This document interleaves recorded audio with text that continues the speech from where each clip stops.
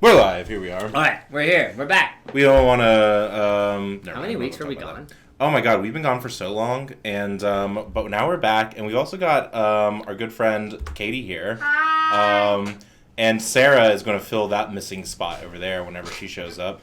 That thick stonk is here. Jesus. Oh.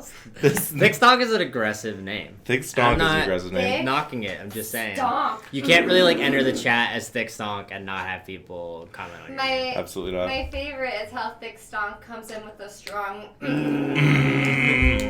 I saw some tweet the other day that was essentially like it's a good thing dinosaurs were named like 100 years ago, otherwise today it'd be like heckin' Thick Chonk Boy. Yeah. Or like stuff like that. Chonkosaurus. Or I think Thick Stonk would absolutely be a Thick dinosaur. stonkosaurus. Thick Stonk. Whoever has like the biggest legs. Whoever dinosaur has the biggest legs. Ooh, Who like has the a, biggest leg? I don't know, what's wide across? the one with like the long neck? Oh, But are they the biggest leg? Because they look skinny Brontosaurus proportionally. isn't actually. They found out they fucked up the bones on that boy. That's and he actually- doesn't actually exist. Meaning Littlefoot from Land Before Time never happened. It exists. Oh my God. It's just they named it something else first, and then the first name always gets it. So Brontosaurus isn't a real species. No. It just Yeah, is. It's Brontosaurus- actually a Patasaurus. I thought just that- listened to that Bones Wars. I thought it was the neck bones and head and stuff actually go to a water dinosaur. Maybe There is the plesiosaur Yeah. from Super Mario 64.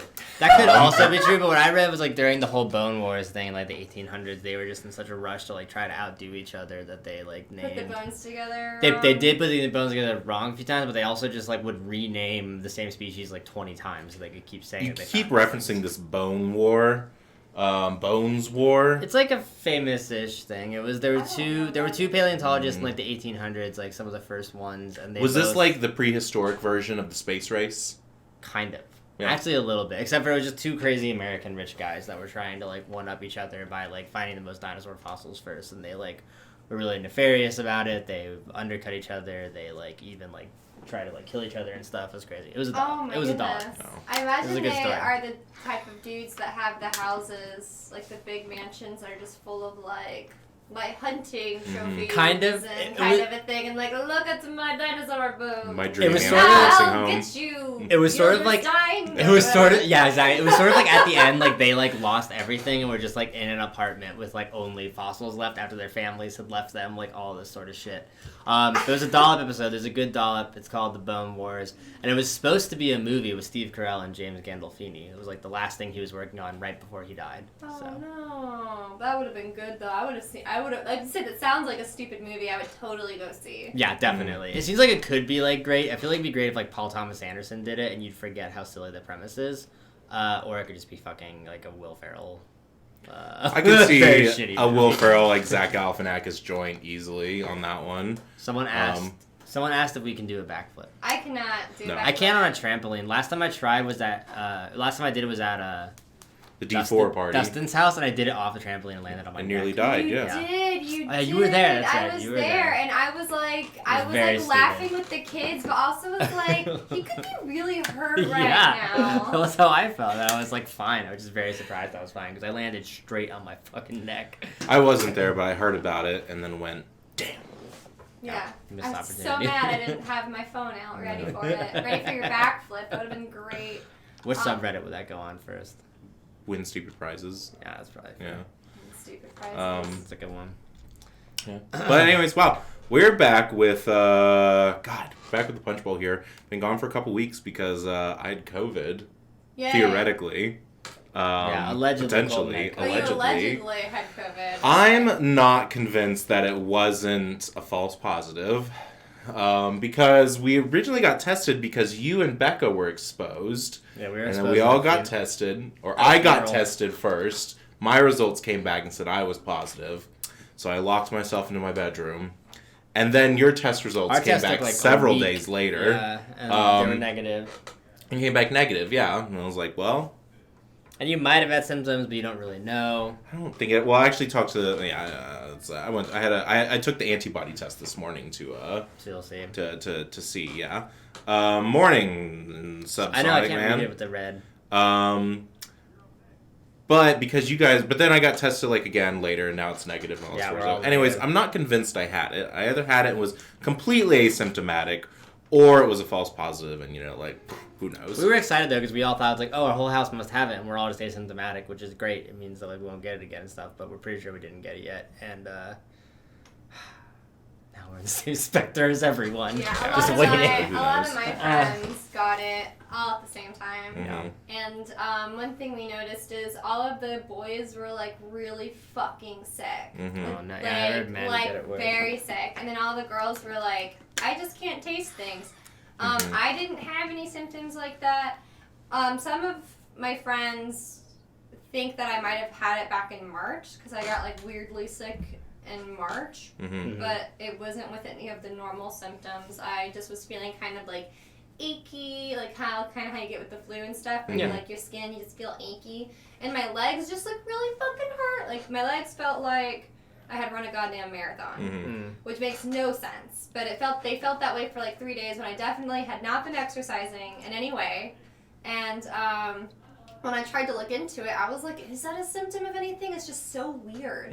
And the only thing I could find on it was this one girl who got really sick with COVID and was in an ICU, said that her weirdest symptom was her legs really fucking hurt. So I'm just like, it was that?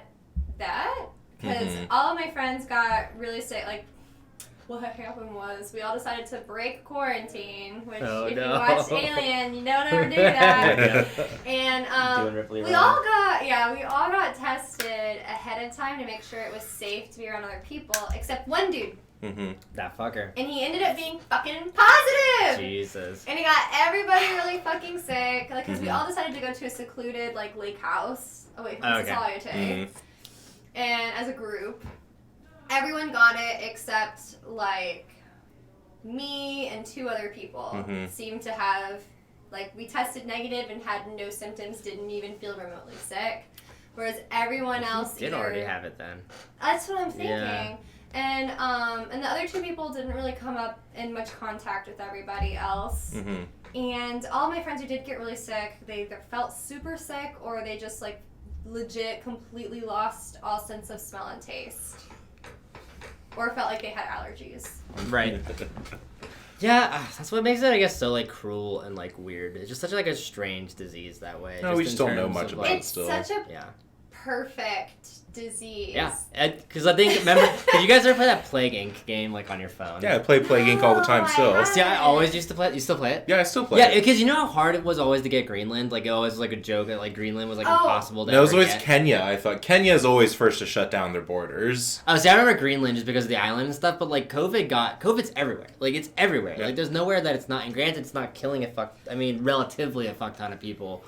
Compared to other diseases like in that game, but it got everywhere so fast, so sneakily, and just did great. I think it's because people for a really long time didn't talk about it or have a name for it or just thought they had the flu. Right. Because I'm convinced Kelly got it when she went to New York for New Year's. Because she was like deathly ill. Like, she hadn't been that sick since she was like a little kid. Right. And she was out for 2 weeks, and then when February, March, when they were like, oh yeah, COVID's a thing, here's all the symptoms, she's like, that's literally everything she had. And she feels really bad because she just thought she just had the flu, and it was just affecting her badly because it was flu season. And she was in New York, and she went out and did shit and literally went to a fucking concert. Right, she just downed a bunch of Dayquil, hoping for the best. And she's like, oh my god, I might have spread this horrible disease to so many people. I mean, at least it'll make us more conscious. Kelly. At least it'll make it more conscious of diseases like in the future, because like, shouldn't go to work when you're sick, shouldn't go out and do stuff when you're sick, and that definitely wasn't like a social norm. Really before, I would say. Before it was like, you're sick, go to work anyways, we don't care. Totally, yeah. Like, it never was a, like, you need to stay home, this kills people, because, I mean, I do have a friend who died of the flu, just the normal flu, and it does happen. That is an actual life-threatening thing to have. It's just, we have vaccines for it, and we know how to treat it, is the big difference. Yeah. Right. I do think that's what's so crazy about, like, COVID is... Or that's one crazy thing I saw today that I just didn't really think about was, like, you know, like in the Civil War, we lost eventually like 600,000 people. Oh, yeah, that was I it. know that. And it's like we're at about like almost 200,000 now. And the Civil War lasted 5 years. Like the daily death rate in the Civil War, if you like average it out, was nowhere near what's happened with COVID. It's pretty crazy. It's pretty tragic, and it's a big deal. It's really fucked up. It really blows my mind the people out there who say it's not a big deal and are like, oh, it's just the flu. Like, I've seen a lot of people just be like, oh, well, we're all gonna get it. It's just the new flu. We just have to adjust and get used to it. And it's just, like, I don't think you understand, like, how harshly this is affecting so many people. And it's like at this point, I mean, soon, I mean, if projections are real, like, it actually will be the case. But, like, if you're saying, like, oh, like, COVID's not really that big of a deal because it's, like, 1% of people have died from it or, like, whatever. If half the country get it and 1% of people die, that's more people than died in the Civil War or, like, World War II.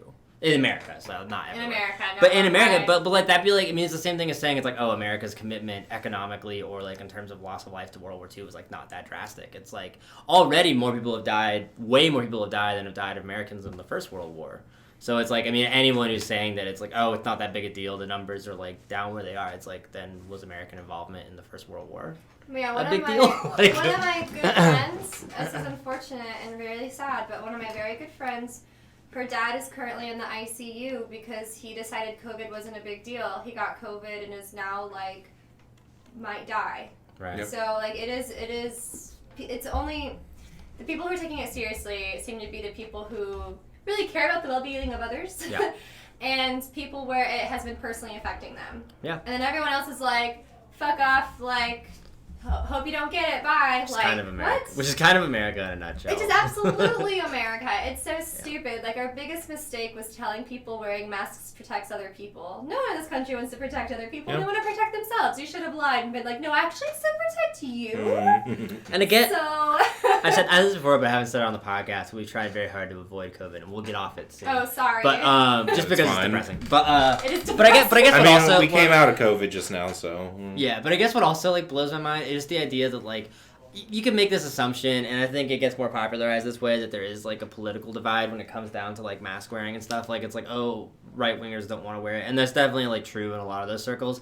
But like, it's not just right wingers that are like anti-mask or are like pro-American individualism, even going to other broader issues like anti-vax, all that sort of stuff. Like that is not relegated to right-wing American politics or Trumpism and stuff. Like I think the American individualism that stops you from like caring about broader communities and caring about other people and thinking that you're only really responsible for yourself and your own decisions, like that is a Western fucking across the board level of bullshit that we have to like start reckoning with. Because I mean, I also don't think it's just America. I mean, I think you see a lot of the same. America, I think, has huge public health problems, and we do have a fucking jackass for the president.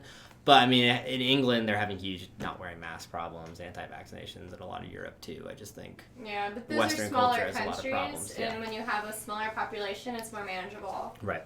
I mean, that's something I've always said for forever. Is I feel like part of why America, in particular, is such a problem child country overall, not even related to COVID, is because we're so huge. Like it's an enormous fucking country. It's too big, personally, in my humble opinion.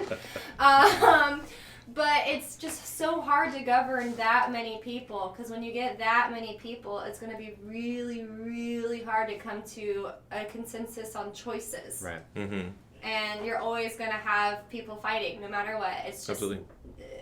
The smaller the country, the more you're going to be able to get like a side to pick. Right, and it's based on like pluralism and the idea of like individual states and individual cities making decisions as opposed to like broader federal government, all that sort of stuff in ways that I think are super different than government structures in other countries.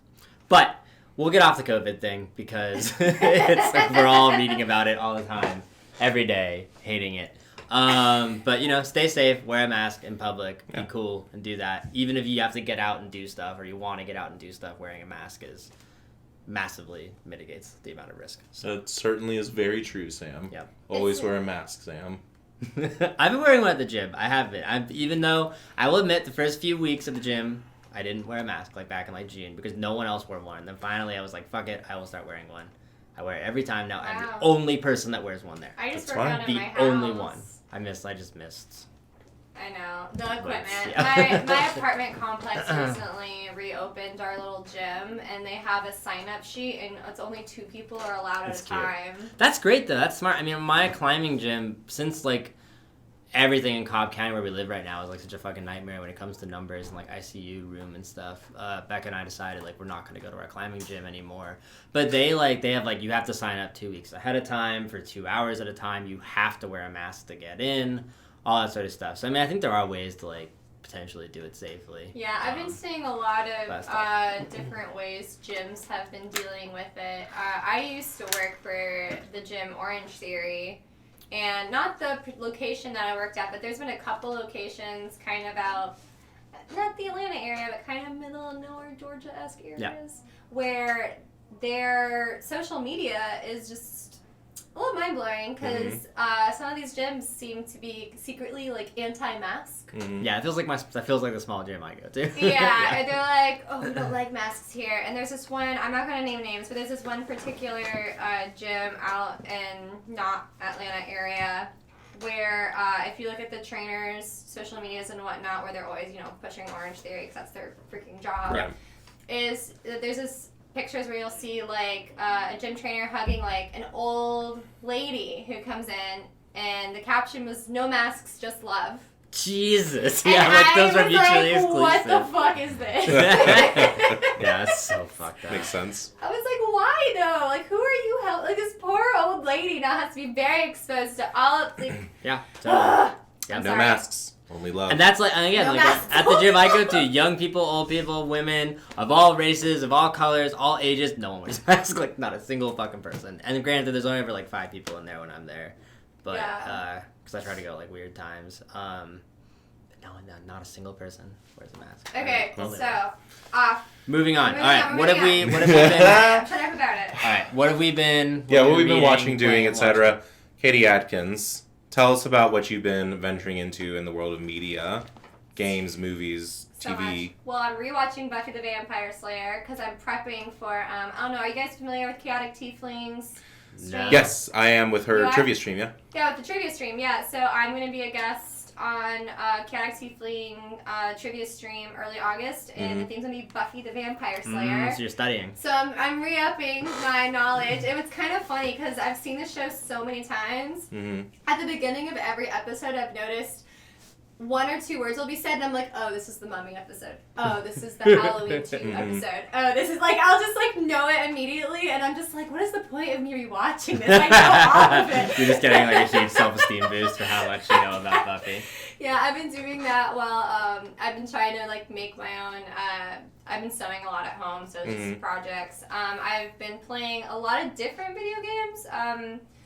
Main one I just finished was Life is Strange 2, which holy hell, that game is depressing. Yeah.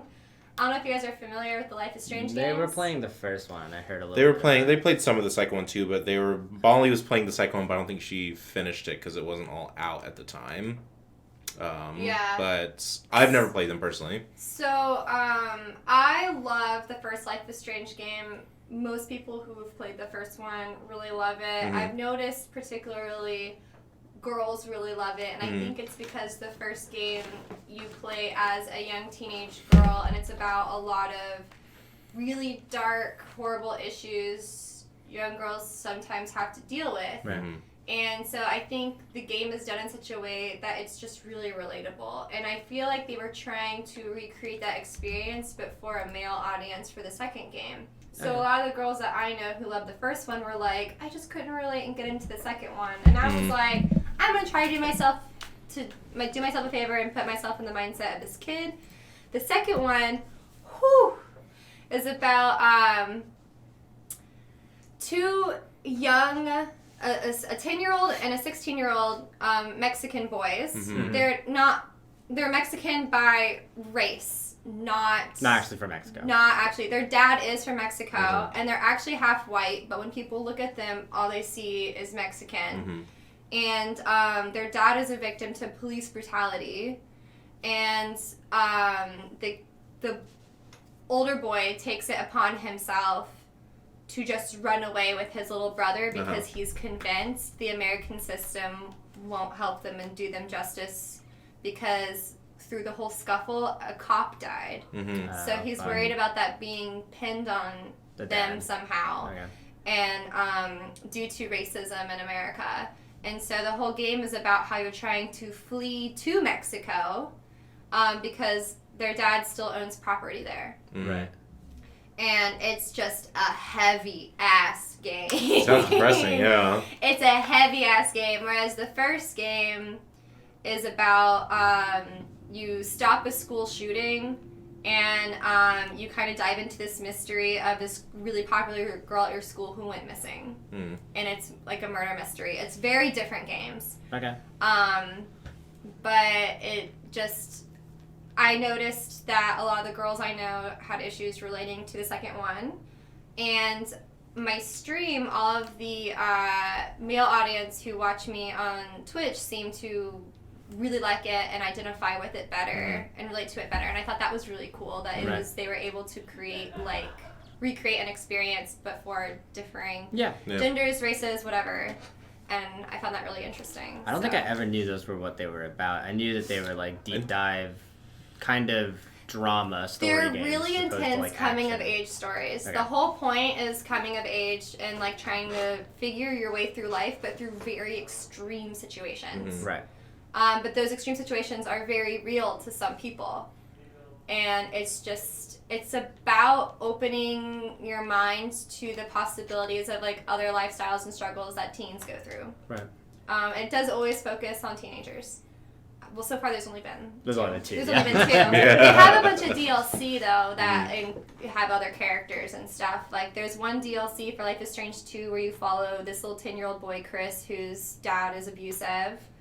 And then, it's so fucking sad. Yeah. But it ties, the story of that DLC ties in directly to the game of the second one. And then there's another one that came out recently called Life is Strange Before the Storm. And that's related to the first one, where it's like a little prequel to get some knowledge about the girl who went missing. Right. And on top of that, I've been playing Alien Isolation. More Alien for you. What's up? A lot of dark, heavy, sort of... That's my life, my dude. Dark and heavy is where I live. I also played A Plague's Tale, Innocence, and finished that. Molly and Thorne have been working through that one. It's a good game. I enjoyed it a lot. I remember the trailers for it like forever ago. I'd never heard of it until I saw them playing it. Hit. Yeah. Absolutely. Yeah, it got a lot of awards and no publicity. It was kind of crazy. Right. I remember seeing it advertised on Steam and just being like a Black Death game where the rats are the enemies. Feels pretty crazy. Yeah, it's a really interesting take on, the plague. But it's rats, but in a very different way. But the people who do come in contact with rats who are eaten alive do become very sick with a bubonic-like plague. Got it. So if you come in contact with the rats, you get sick and die. If and the rats you don't spread it. But otherwise, if you're in the dark and there's rats, they overcome and eat you alive. Yes.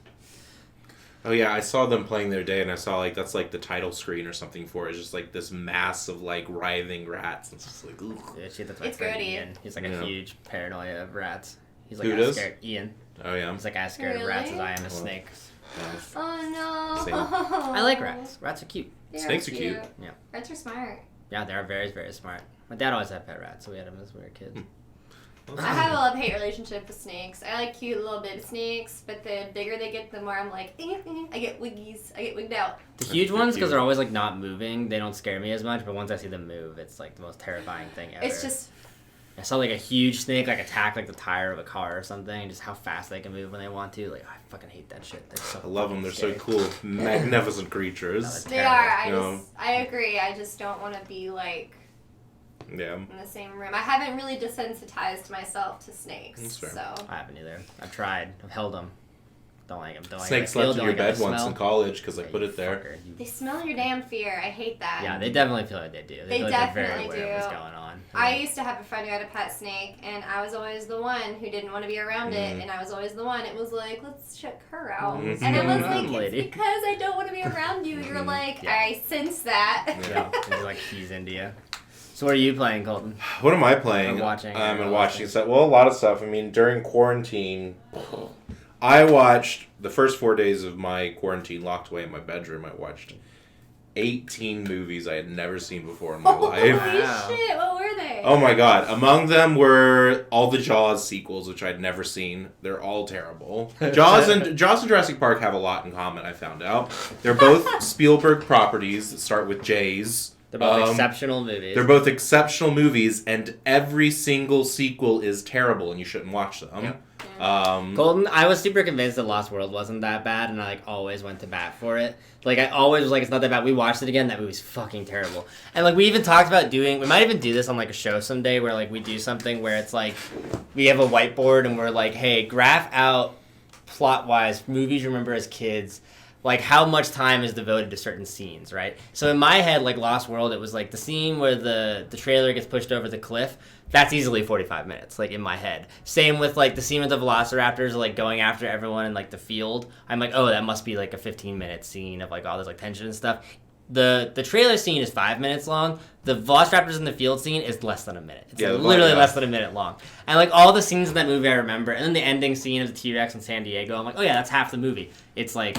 5 minutes, maybe. And the rest of that movie is just complete garbage. Like, it's so much boring garbage. So, remind me, Lost World is the third one, correct? Second one. Okay. So, oddly enough, I have only seen the first Jurassic Park, the third Jurassic Park. The second best one is the third one. And then the new one with Chris Pratt. And both new ones, because they are... I didn't see both, just the first new one. The first new one is bad, the second new one is astoundingly, amazingly, beautifully bad. He made me see it. He made me see it twice. It's so fucking stupid. It does have a lot of really stupid, like, movie. What the fuck are you thinking? And it's also, like, it's more frustrating because, like, the first Jurassic World was, like, bad, but it's, like, you still... For me, it was fun because, like, you still got to see, like, the park, and that script was clearly just, like... rewritten a million times and like only like a quarter written, and then they like it felt like they like mixed up pages from different scripts. It's just such a nightmare of like a script and story. But it's like the park is cool, the beats are like all there. The second one, Jurassic World 2, whatever it was, just it's about like PETA or something. Basically, top to bottom, everything about it is stupid. Amazing. And it's like there's always like interest. Once again, it's like you could see like somewhere at the very beginning there's probably a draft of a script that was like pretty good because like they definitely set it up that was supposed to be like a bunch of monsters like inside like a Victorian mansion. That's cool. And like almost like a horror movie. And like, okay, that sounds cool. Like, you can start structuring this movie differently.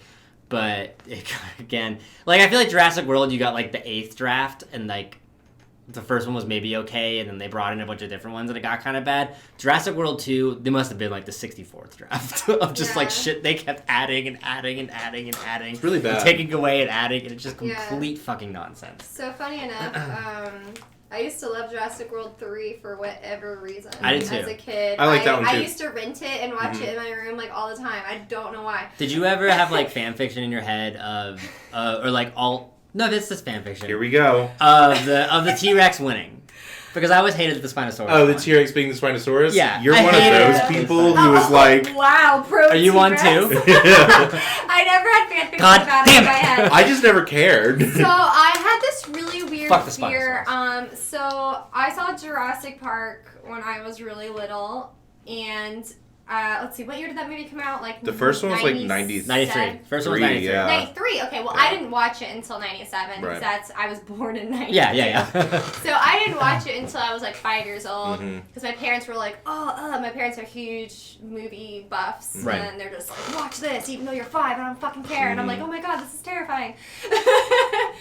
And Dante's Peak, never forget. I remember Volcano. I don't remember Dante's. Fuck Dante's Peak. I was 6 and scarred for fucking life. Anyways, not the point. Point is Jurassic Park, dinosaurs, and my extreme fear of mechanical dinosaurs. Okay. Mechanical specifically. Because it scared me, and they were like, they're not real. they're mechanical. You're like, I was those like, exist. oh my god! And so then they took me to Islands of Adventure in Orlando. Oh, fucking that ride. Where they're That ride mechanical. scared me. And I was like, holy shit, they are mechanical. The T-Rex that's over the waterfall Yeah, drop. Yeah, it's terrifying. that I almost pissed myself, right? I was like 7 years old, and I had this weird thing where I was obsessed with dinosaurs, and I wanted to be a paleontologist, Same. but was terrified of mechanical creatures. So I was like, I want the real thing. I don't want this mechanical bullshit. And so they used to have this experience. I don't know if they have it anymore, but at Islands of Adventure, they had this experience where you could meet a Triceratops. I was about to bring this up. And my mom had me do that to try to, like, help me be like, the mechanical dinosaurs are nice. See? And so I went up to it, and right as I touched its nose, it reacted to me and sneezed, and it, like, scared the shit out of me, because in my mind I was like, this mechanical dinosaur has AI to react and feel. And like in my mind I was like, this dinosaur isn't real, but I think it thinks it's real, and I became really scared of like robot AI kind of stuff. Yeah. And I'm like 7. And I started having all these reoccurring nightmares about a giant mechanical T-Rex terrorizing my neighborhood. Oh no, you need to see the second one. And coming after me. And I also blame James the Giant Peach for this because of the mechanical sharks. All right. But I would find a way to sneak into my house and hide, and there'd be this giant mechanical eye looking at me through the window. You need to see the second one. And then it would open up its mouth, and it was just gears and gears, and there would be like, cool. and there was like blood and like tears of flesh within it because it thinks it's a real dinosaur and needs to eat to live. That's Five Nights at Freddy's now. Yeah, it's a Five Nights at Freddy's thing, but with a fucking dinosaur, and I was just terrified of it. And so it like thinks it needs to eat to survive because it thinks it's a real fucking dinosaur, but it's not. It's just this robotic abomination. And then I find out my house is infested with robotic raptors, and that's always when I woke up.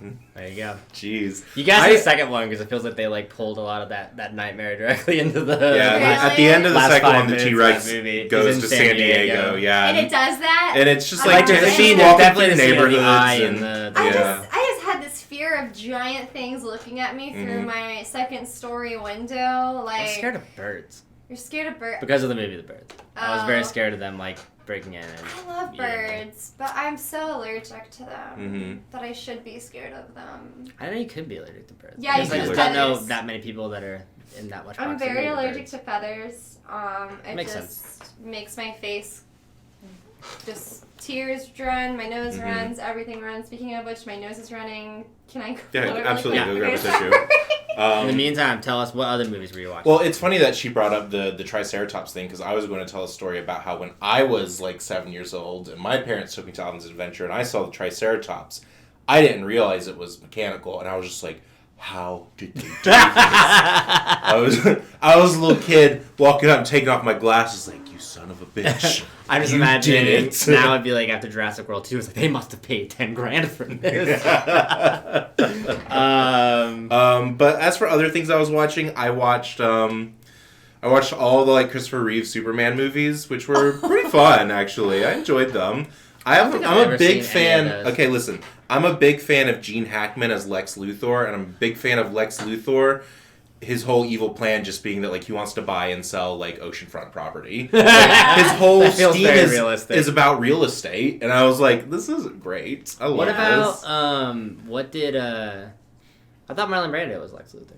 Marlon Brando, was Superman's dad. Oh, Yeah, at the very beginning. And then the planet blows up, and that's that's Spoilers. But the Superman movies were the first one was pretty fun. They're like it's like in the 70s stuff, but they're more stylistic than I actually expected them to be. So they do a very sort of like golly gee plucky sort of Superman, sort of Boy Scout Superman and stuff, and but that's like the joke is how like Clark Kent's so like, oh Lois, well gee whiz, and I actually really liked some of that stuff. But then beyond that, I don't know. I watched The Last Action Hero. That was a cool movie. Arnold Schwarzenegger. Is that James Cameron? No, it's not James Cameron. It was written by Shane Black. Oh, that's right. Okay, talk about that. And then, I don't know. Probably watched some bad movies too that I've like blocked out, like The Hangover Part 2. I just went through HBO Max, just like watching anything. But then beyond that, for games, I'm about to finish the second playthrough of The Last of Us Part 2. I haven't played it yet. It's astounding. It's really I'm great. waiting for my brother. So right now I'm like, with the pandemic, a little strapped for cash. Mm-hmm. And so I haven't been buying new games. I've been just really trying to go through my Steam library of all the things I bought and haven't played, as well as take huge advantage of my Xbox PC Game Pass, because it's only like $5 a month and you get so many games for free. Right. So my brother's currently playing it and I'm just kind of sitting being like, are you done yet? Can I play it? Yeah, we both played it. We actually devoted our last Punch Bowl, which must have been like 3 or 4 weeks ago. Oh yeah, that's right. We devoted the entire thing just talking about Last of Us 2. Yeah, Bailey was here and we just talked Last of Us spoilers. Nice. But yeah, it's I first one I would have said before was like definitely my favorite game ever, maybe one of my favorite like stories ever, and I'll say the second one tops it. I think the second one's better than the first. I mean, it's hard. The only reason I hesitate to say tops it is just because it's such an extension of the first story in so many ways. But I do think it's so powerful and it's so upsetting. Yeah, it's such an upsetting medium to deal with for that long. Yeah. It's very, very, very tough. Like it it's just very tough moment to play, and it just like really has put you a lot. And it's like 10 hours longer than Alien Isolation, so have fun with that one. Yeah. And it's like it's like a long game in such a way that it feels like it God. justifies itself because like you're as exhausted as the character. I mean, not as. It's you feel really exhausting. exhausting in the way that the characters like do. It feels very deliberately that long. It doesn't feel like it's lengthened for like no good reason. That makes sense. But because I left, Becca and I, we actually took a little like trip. We went out camping down near Savannah for like 3 or 4 days, like right in the middle of me playing it, and I was really busy with my movie, so I wasn't able to like devote that much time. And I like that whole trip was like almost ruined by how much I was just thinking about the game and just like how badly I wanted to get back just to play it because I was just like so upset. I was just like, I have to resolve this. Like, and see, it was great for me because you guys left, so I could sit and play the game. And I was way farther than you were in the game, and so I could sit and finish it in peace. And then start it because you kind of want to sit down and play it all at once because it's frustrating to leave just because like any moment you leave that game you're just like, well, this is upsetting. I want to get through it. Like, I just want this to be over. I was thinking, like, I thought about, remember I was talking to you, it was like the day it came out, I was like, what if we just stayed up till midnight and just played the whole thing all the way through? And I'm really glad I didn't do that because my final play time on my first run was like 26 hours. Yeah, we would not. Oh, no. Because, well, I was expecting it to be like the first game, which the first game's like 10 hours. to 12 hours. It's like, it's a decent sized game, but like, I remember when I got to sort of the 10 to 12 hour point in the second one, I was just like, oh my god, this is still a lot of road ahead of us. But it was great. I mean, I'm playing it again. I love it. Although this time it's less stressful, partly because I know everything that happens, but also, as I've been doing the last couple nights, I've been playing it while listening to Steven Universe music in my headphones. And let me tell you, that is a coupling. We won't get into spoilers. If anyone's curious about our longer discussion about it, go watch the last episode. I think we had a good talk. I don't know if they can anymore. I think it's off the thing. Is it? But, never mind. Well, we ran into spoilers because we were playing the first one on stream, and then some dickheads just went and were spoiling it. Yeah. But they spoiled it incorrectly. That's funny. To me, they gave me like a. They thought they were being genuine, but there were some spoilers that thought were happening that didn't actually happen. That's funny. So I went through the whole game thinking something was going to happen that didn't happen, and being able to play it not assuming that shitty thing happened will be a very different experience because I was just waiting for the worst possible thing to happen, and it didn't. Yeah, someone ruined. I don't know. Did you guys play the newer God of War game? Yes. Yeah. Okay. Love it. It's great. I streamed that, and someone came into my stream and ruined the ending for me. Mm-hmm. But what's funny is I didn't believe them. Mm-hmm. Yeah. I didn't believe them. And then my really nice, my friends who had played it, who were in chat, were like, oh no, I'm so sorry they ruined it. And I was like, oh. Don't confirm it. Yeah. I was like, oh, well, now that you confirmed it, I thought it wasn't real. Yeah. So thank. And that was kind of what happened. That was kind of what happened to us. Was Well, I actually went. I didn't go on went and I confirm read it. all the spoilers for the second Last of Us game before I played it. Why? Because okay, so it's interesting because at the time we were playing. It was my first time playing through The Last of Us for that stream. I'd never played it through before, all the way through before, and I was playing it, and I really enjoyed the first Last of Us. I think it's good.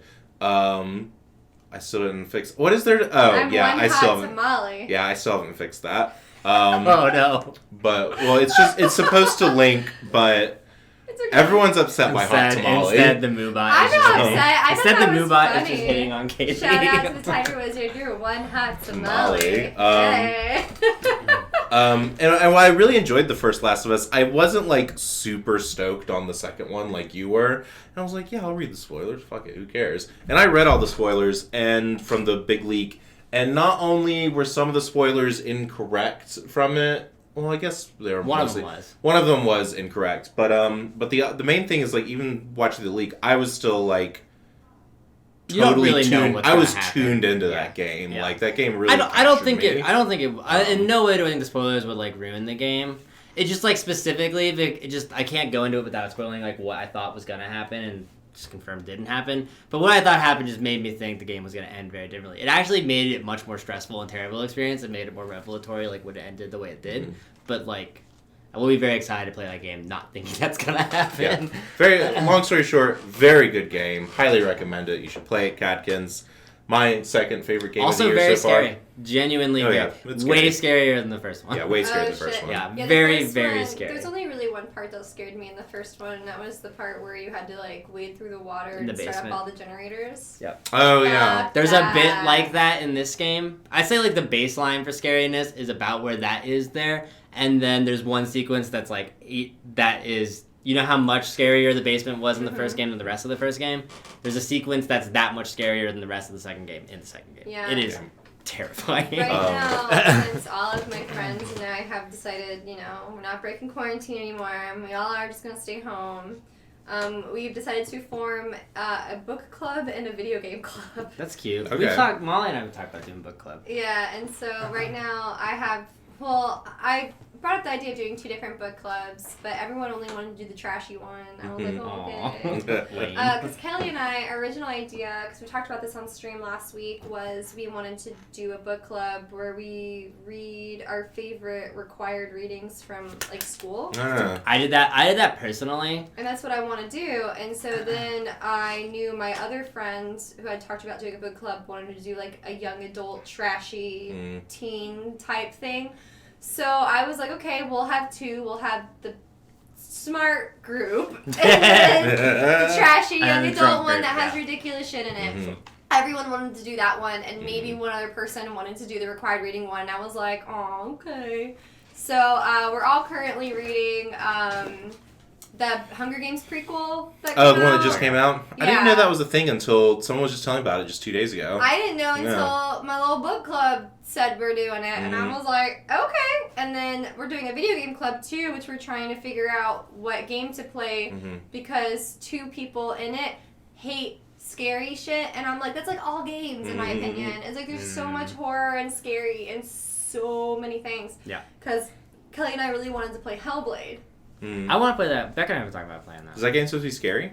It looks kind of Yes. scary. Yeah. It has a lot of spookums in it, but the game itself is supposed to be about like the Schizophrenia. horrors of mental health, but it's like put into a horror Supernatural. environment. If that makes sense. Like even just looking at the trailer, there was some shit in there where I was like, "That's gonna fuck with me." Like that looks spooky.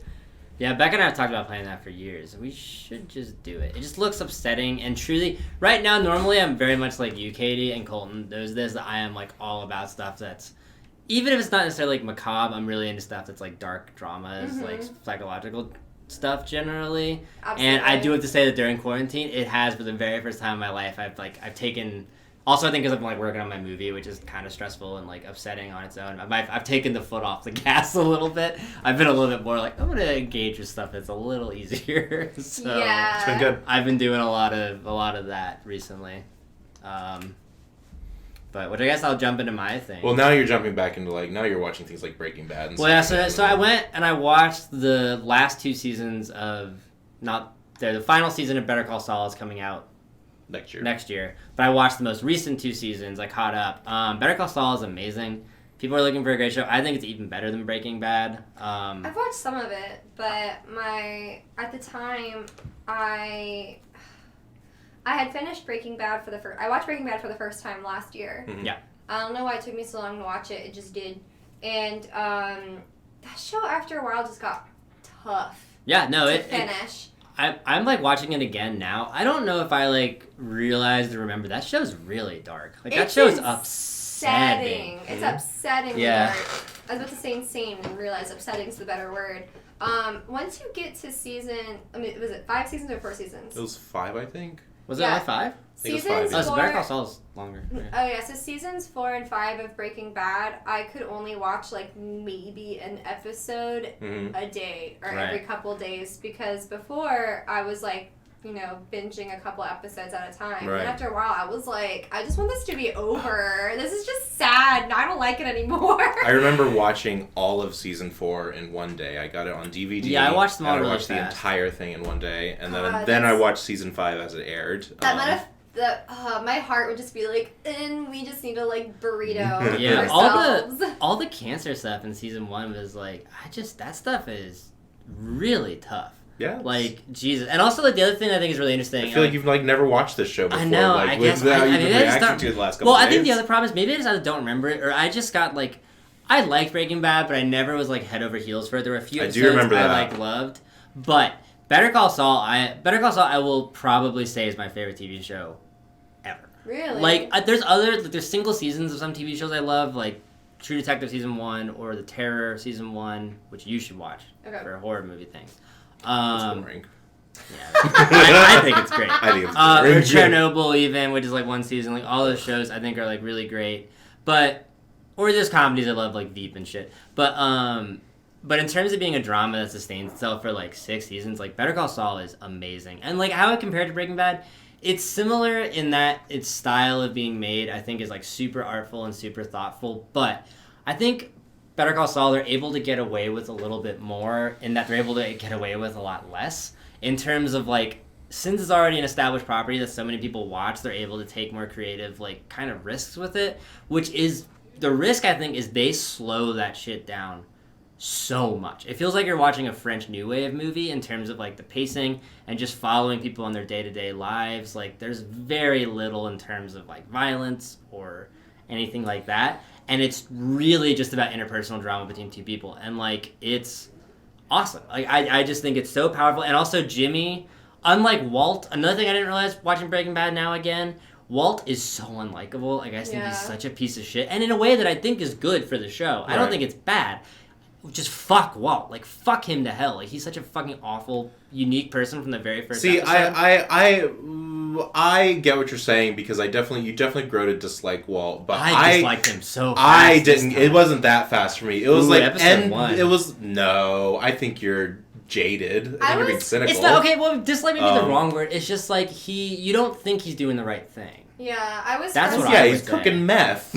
Well, yeah, but I was frustrated with him from the get-go about like, so for me, I get that the wife is also not a good person and she's shitty in her own right, but her frustrations earlier in the show I felt were like really understandable. Mm-hmm. Yeah, and it was really frustrating to see how they immediately just tried to keep pinning her as this really unlikable like villain type character immediately. I don't know if the show does that though. I think there's a big philosophical thing to be said, especially from what I've heard from the creators and that actress herself. I think there's something that a lot of us bring to the table where we vilify her in a really weird way. Yeah. I'm not saying like you individually, because I find myself doing it too, and then I sit and I think about it and I'm like, if she's doing anything wrong, she's only doing as much as he is, like in terms of like not communicating with him and stuff. That is the worst she is doing. Like, why do I feel this anger towards her? Right. Like, it's weird. Because I think you care about Walt more than you realize. I think it's because she's the antagonist. Yeah, exactly. She is. It doesn't mean she's wrong, but she is the antagonistic force. Yeah, you are supposed to be following Walt and not, what's her name, Skylar? Skylar, yeah. Skylar, yeah. And, but at first I felt like, I didn't know if it was how the actress played the role or what, but I was like, I felt really bad for her character. Mm-hmm. Because so much is out of her hands. Yeah. She can't control any totally of in this. the dark on, yeah. And she's completely in the dark on what's happening, and she's just frustrated and wants to be communicated with, and yet somehow it's just such a problem and such an inconvenience. Right. And maybe it was the actress they cast, I'm not really sure, but I just remember being like, wow, like they're making this character like really unlikable while she's frustrated and upset over such a reasonable thing to be upset about. Right. It was really interesting to me. And then of course later on in the seasons, like she becomes, you know, more unlikable in her own right. I wouldn't say anything she did is Unjustified. yeah, or like as bad as what Walt was doing. Yeah, like holy for sure. hell, like it just got to a point to where I just wanted the whole thing to be over. I guess what I think when I say like Walt is unlikable, it's less even that. It's more like in the same way that I feel like with Skylar, you understand what her motivation is for like just about everything, and you empathize to the point that you'd be like, oh, I probably would do that too, right? You can't like, do that with Walt. With Walt, very quickly I lost that, and that's fine. I don't think I would ever say that I would do what Walt does, but I totally see his train of thought for all I do the stuff too. that he does. Yeah. Hey, what's up? Hey, look who's here. She's wearing the mask. She's she better than made us. it. With the cute I feel mask. like for Walt though, if he didn't have that backstory of he lost out on millions of dollars with his, you know, ex-girlfriend and friend, Yeah. I think he would have reacted completely differently. Totally. I think it's something that he had been harboring in himself for so long. It just manifested in this really bizarre way. Well, totally, and I mean, I agree with Colton. I get why he's making the decisions that he does because I think it's so well done and made, and like the emasculation of a Is it person. good? But Have some. what? What is that you're Pour it drinking? into a cup. I want to try her drink. Yeah, what is Sarah- it? Some monster It looks juice? really good. It's a Monster juice. I am not sponsored by Monster, but they should sponsor me. You are wearing the colors. Alright, we're doing You know, this it just little worked out Hello that Kitty way. cup, not sponsored by Sanrio, but you know. I'm so excited to try this. Oh my gosh, it's so pink. I know, I had to get a pink cup This is for the pink actually, drink. my favorite one is actually the Pacific Punch. It tastes more like the fruit punch. That's my favorite one. But they don't have that in the Does it fridge taste like anymore. Hawaiian punch? This one tastes more like a grapefruit punch. I Oh feel like. yeah, it's not what I thought it would be. I imagined a more hibiscus strawberry-esque flavor. But anyway. If we're going for, you know, the type of If you're going for like the flavor palette sommelier, I the was- sommelier of Can we do monsters. a sommelier video of me just like doing monster energy drinks? Because I absolutely would. I've had so many energy drinks my whole life. I could do this. Sounds I pretty good. too would like to participate in such a We'll thing. just make a video, just sommelier, but with. This It is tastes like pink. Didn't we do this with White Claws? this is content being developed right for your eyes. everyone. I haven't watched it, but I've been seeing a lot of people talk about the Netflix series with Zac Efron. It's And like, yeah, I've seen all the like with dad the bod water things. sommelier. No, I haven't heard about that. Oh That my sounds god! really So Anna Kendrick and Zac Efron and this weird like I'm a rich man, I can go explore the world like Netflix series. Yeah. Is it fictional or is it like No, it's them? nonfiction. It's like no, a travel it's show. just Zac Efron. Oh. He's like, I'm just gonna go to these other places and Do do weird weird shit. Okay. It's literally all it is, and people are hating on him because he, like, I guess doesn't work out 6 hours every day. But But the crazy thing is, like, to me, it's like I done saw so good. I saw some like Snapchat thing that was like, geez, today's a dad bod now. People are going nuts, and I was like curious. I was like, that is not are people a dad going bod, nuts? That is an ex-pro wrestler bod. Exactly. I was thinking. Well, that was my thing. I'm like, are people thinking it's bad or it's good? And I looked. I'm like, Zac Efron has never looked hotter. Like in my opinion, like it's just like he's bigger. He's overlooking like the beard and shit. I'm just like, yeah, Zac Efron looks super hot. He Like looks super hot, he looks like- great. Like when you like the 12-pack, I'm like, that's too much. Yeah, That's that's yeah, that's like washboard abs sometimes is a little like too much. But yeah, he just looks like he used to be a pro wrestler and isn't Yeah, anymore. totally. And now like the lines have just become flat, and Yeah. I'm like, that's not Wait, a did dad I bod. miss He looks something? super great. He was a pro wrestler for No, okay, he's it not. okay. looks like he was. Okay. I was like, am I missing some? He just looks like bigger That's now. Zac yeah, but in a Efron good way. hyperjacked. So here's like the history of Zac Efron's body. Also an expert. No, I'm kidding. So he said in an interview at one point that so he did the Baywatch movie remake with Right. Dwayne The Rock Johnson, who is an ex-pro wrestler. Yeah. Right? Okay. Saw And he it. was Bad scared. movie. He said that he was scared of looking puny in comparison and felt the need to hyper-jack himself up to be able to look okay next to Dwayne on camera. Right. So he did. And a lot of people were like, oh my god, he overdid it. He's so big now. But, like, whatever. It's his own body. He can do with it what he wants. Right. So after that, you have to maintain that mass. Otherwise, it becomes fat. Right. Right? That's just how that works. Mm-hmm. And so it's very clear that, like, the dude is still fit. He just isn't Baywatch fit. Because in Baywatch, too, I mean, he's read about that. And I always read stuff about, like, males' fitness, too, like, body stuff. Like, to get like that, like, you have to pay attention to how much water you drink, like, when you drink it for, like, camera stuff. Because you're trying to pull, because you have to, like, dehydrate yourself to, like, pull, like... the muscle to get rid of, like, a lot of the waterways so your muscles actually are, like, more against the skin. Like, there's a very specific way you have to do that before you, like, shoot. And, like, he went nuts. Like, compared to, like, most other, like, male... fitness things, like Hugh Jackman for like the Wolverine one, the really crazy one, and then like Zac Efron are like some of the craziest ones I've heard. They like overdid it, absolutely. And so I think it's incredibly unfair to say, because right now, what is he doing? He's traveling the world experiencing shit. He's not going to a gym with his personal fucking trainer like every fucking morning and still night. Looks so hot. He still looks amazing. And not even still, I think he looks more hot. It's like, it's really stupid and disgusting that people are saying this shit, and it's so, I fucking can't stand it. Anyways, that being said, he goes to see a water sommelier. And that just made me be like, I have wasted my life. I clearly need to be a con artist and be a water sommelier or whatever the fuck that is. And like, you can just see, I didn't even watch the damn episode. I need to, but I saw a screen. I read an article on it of people being like, "What the fuck?" And the look on his face is just like, "What the actual fuck is this man saying?" As they try this prestigious sparkling water. Yeah.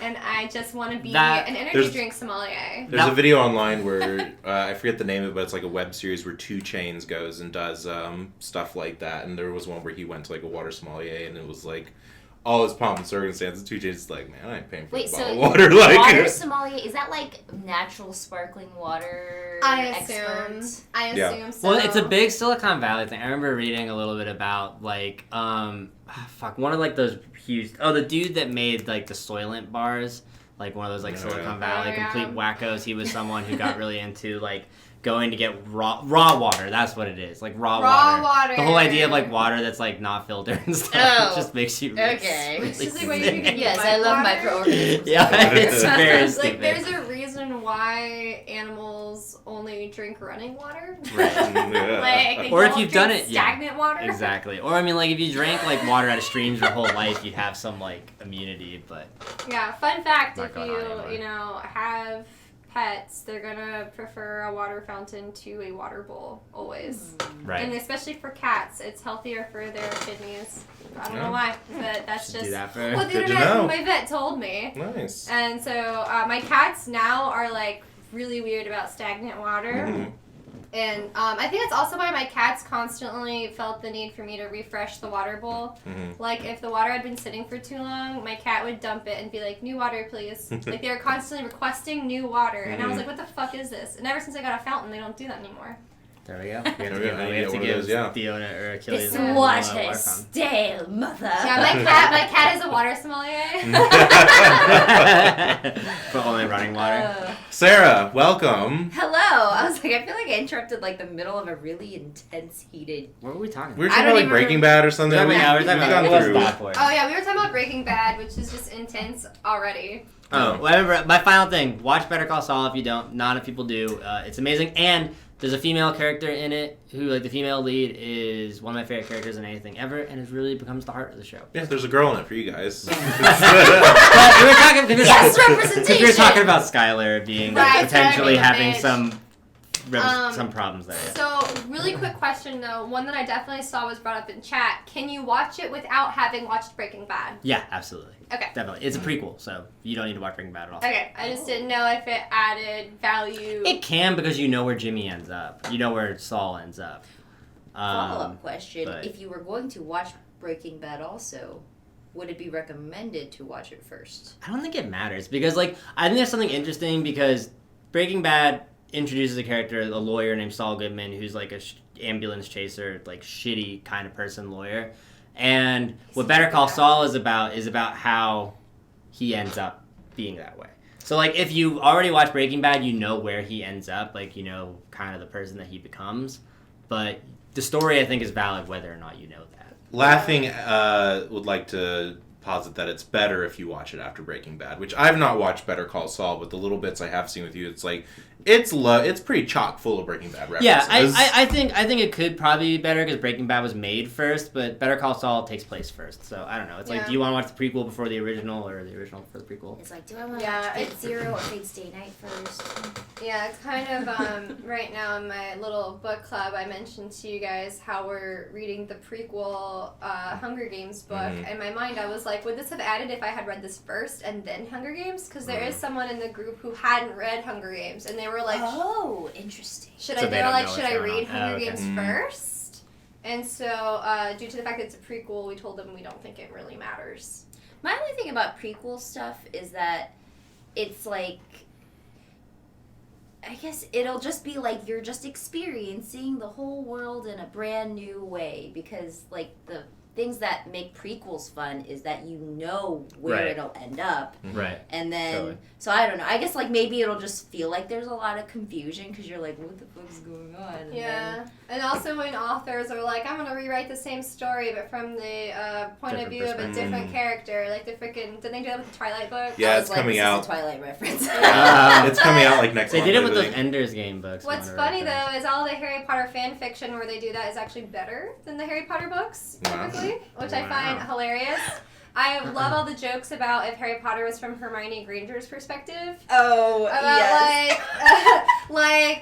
Hermione Granger in the time I did all the work and got no credit. No, I love the ones where it's like in Draco's point of view. It's like this asshole kid just Draco and that kid that was rude to me. And Draco and that time that Draco the time I got tripped by an invisible ghost outside the shooting shack. Yeah, oh my god, it must have been so confusing to be an average ass Hogwarts kid being like, what the fuck? I think about how, you know the Community episodes when they go to like the other people that are like the fucking study group, like for once we're gonna have like a day that wasn't about them. Yeah. It's kind of like, that'd be like the rest of Hogwarts. Those episodes are genius. Those episodes are so funny to me. They're ruining everything. Yeah. I told my mom, I was like, look, if I had gone to Hogwarts 2 years in after that snake fiasco, I would have been like, can you transfer me to that French school? Yeah, they don't have any problems there. They don't have any problems there. Or they just like have University way cuter of outfits, Phoenix. Yeah. And I get to learn French in an easier environment. Yep. And they all seem to have their magic skills pretty down pat. So. Yeah. I just want like a nice accounting job because we have magic. I don't have to worry about food or like anything. Like I'll just be a wizard accountant and be really happy because I'm a fucking wizard. Like I don't need to go to school for that long. What? No, there are laws. There are magical laws about like creating something out of nothing. You can only increase the quantity of something that already exists. You can't create food out of thin air. That's true, but if you can replicate. I don't food, remember where I read you that. effectively don't have a lot of food From a problems. book? It might have been Pottermore. Yeah, that's I remember that. I remember they were talking about like some like law Kinda of like like matter or bendings. something. That's why the 'Cause it Weasleys wasn't are like- always okay. You know, you just gotta have the one meal. That's why the house elves they like made the food. The food just like appear in the Great Hall. Oh, yeah, I guess they It was just like have to make it. there was like a kitchen Yeah. and like they. That's why they have Yeah. slaves. They enslaved The horror them. of like, oh, this food didn't just appear. The slaves underneath Yeah. the school made them and then whoops, wished it up to the Great Hall. Oh my goodness. Yeah, Harry Potter has been very relevant lately due to the fact that I'm about to be an aunt in like a week or two. Nice. Super crazy, exciting. Actually, in a matter of days now, it's the 22nd. Holy shit. Oh, And the nursery is themed Harry Potter. I threw my sister-in-law a social distance baby shower that was Harry Potter themed, and I have been cyberbullying J.K. Rowling. No, I'm kidding. Anyone that says bad things about her is cyberbullying her. I That's have what not the been first cyberbullying letter J.K. said. Rowling. I only mentioned her in one comment and said that, you know, her comments are, what's the word? Problematic. No. Cheese. Insensitive. Hypocritical. Hypocritical. I made a point to her about not that she read it, but maybe she did. I don't know. It was on Twitter. It was on her post. I'm sure she reads those comments about. Cyberbullying I know, her. she's being hypocritical, and also I just wanted to throw out there that the term witch is not a genderized word. Yeah, it And used that to be, there like a are male thing. men witches. Right. So, yeah. You weren't cyberbullying her. You were just like anti-cyberbullying her cyberbullying. She doesn't know. She doesn't think she's cyberbullying though, which is like the really upsetting part. I've got a lot of. She like thinks she's a trans ally, and I'm like, but you what?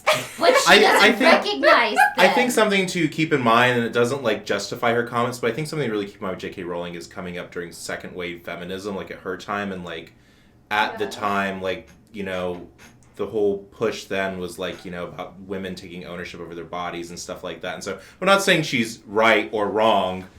I'm saying she's wrong, but I'm saying that it's wrong, more of a. but I think it should be more of like a learning opportunity for her. I think I feel kind of bad that she's been like canceled, but I think it's that she's come from a totally different era of feminism, and now she's trying to incorporate into this one. Perspectively, but I feel like her, like her whole, basically like refusal to have a discussion about it. And this is by far not the first one. Like Really? the whole thing is like that's like I remember people yelling about stuff like her with her relationship with like trans. Like her anti-trans stuff like 5 years ago. I didn't know. Like, and that's the whole thing. It's like I do agree that if someone says one thing and then they like get yelled at for it, and then they're like, "Oh, sorry, my bad." Yeah. Or even if they just get quiet. But like it's been over and over and over and over. She's gotten very entrenched on this level of position. Yeah, she's been friends with and I still live very prominent anti-trans protesters and people within that community for years now. She was first suspected as being anti-trans roughly 5 years ago, and the reason why people figured it out isn't because of anything she posted, but because of her friendships online, and that she would always like anti-trans tweets. Interesting. And they would be under her likes. And people would be like, why the fuck is she liking this shit? And then it wasn't until this year where she finally decided to speak up about it, because people kept hounding her about it and her views. And she has come out with multiple tweets, as well as, I want to call them like articles or mini essays. I read one of them, and one of them just was sad, because it's very clear she doesn't really understand what being trans is. And that made me feel really sad for her in that sense, because in one of her little essays that she wrote about it, she very clearly had a very rough relationship with her father growing up. And so she said that if the trans community had been as open and accepting back then as they were today, she might be a man today because of the pressures of how much her dad wanted a boy. And I was like, that's not what being trans is. Though. She's completely misunderstanding what being trans is. And so that's when I'm like, daddy issues. That's a whole other thing. She's like putting her own personal like trauma into this issue that has nothing to do with her. So it's just like misunderstanding after misunderstanding, and I mean, until she decides to actually listen to someone else's views on it, she's gonna be canceled. I also have this. I didn't know that. I also have this fundamental belief that like once you're rich and successful, you're probably done learning things. Like you're probably like there's exceptions. There's like Dan Harmon's Great Apology. There's like other stuff like that. Like there's people that have very much listened to like the criticisms that they've gotten for things. What did Dan Harmon do? He like sexually harassed one of his employees. Dan Harmon was pretty bad. He was bad. But he also like the reason we know about all of what he did is like he admitted it. He apologized for it very openly. Talked to her about what she needed. Like both of them came to like a very public understanding of which he like fully admitted what he did. Yeah. Like as far as apologies go, like it'd be hard to find a better one than what I really wish Joss Whedon would do that. Totally. I mean, there's so many people that do, and I have this feeling that like once you get rich and successful and entrenched, it's just like you're gonna have enough yaysayers around you that you're never gonna fucking have any incentive to change. And that there's exceptions. There's always exceptions. But how often do you hear about people really in entrenched positions of power I remember when apologizing or Louis changing. C.K. was called out for his sexual harassment and stuff, never. and he came forward and apologized and whatever. But He had a bad apology. His apology This was a was bad bad. one. Wasn't yeah. even an apology. It was just kind of like, yeah, that happened. It was like, yeah, I don't feel bad Sorry, about I it. Sorry feel you bad were about offended. it. Yeah. Like, yeah. I don't remember that. I remember a completely different apology, so maybe not. I thought he was saying, I remember him saying that he knows that he abused his position and power and whatnot and feels bad about it. I remember his being bad, but this Maybe was also, he had how many two years ago different was ones. that? Yeah, it well, might have no. been two, because I remember both of these, because I remember his statements just on remember that. this one. But I also remember when he was like, sorry about it. Like, Yeah. I don't know. Yeah, I think he might have started that way, and then maybe after a while he was like, and now come back around. Yeah. I and don't be know. like, Well, I feel like I oh. did see that apology too, but it just felt not sincere at that I point. felt like I'm being screwed over, so yeah, now it's I have like, to oh, say I'm being something. canceled right now. I guess I should make this sound serious. So like, it was just hard to take Cancel seriously. culture is really interesting. My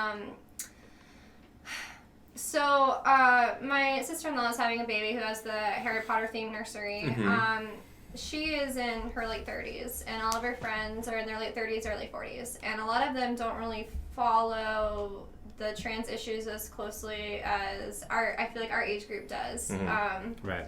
My brother, who is 38 now, he is always asking me questions about it because he doesn't understand. And he wants to understand, but he doesn't really know where to go to really learn about it. And so at one point, we actually had to have a sit down where I had to explain trans people as a whole, basically, to him.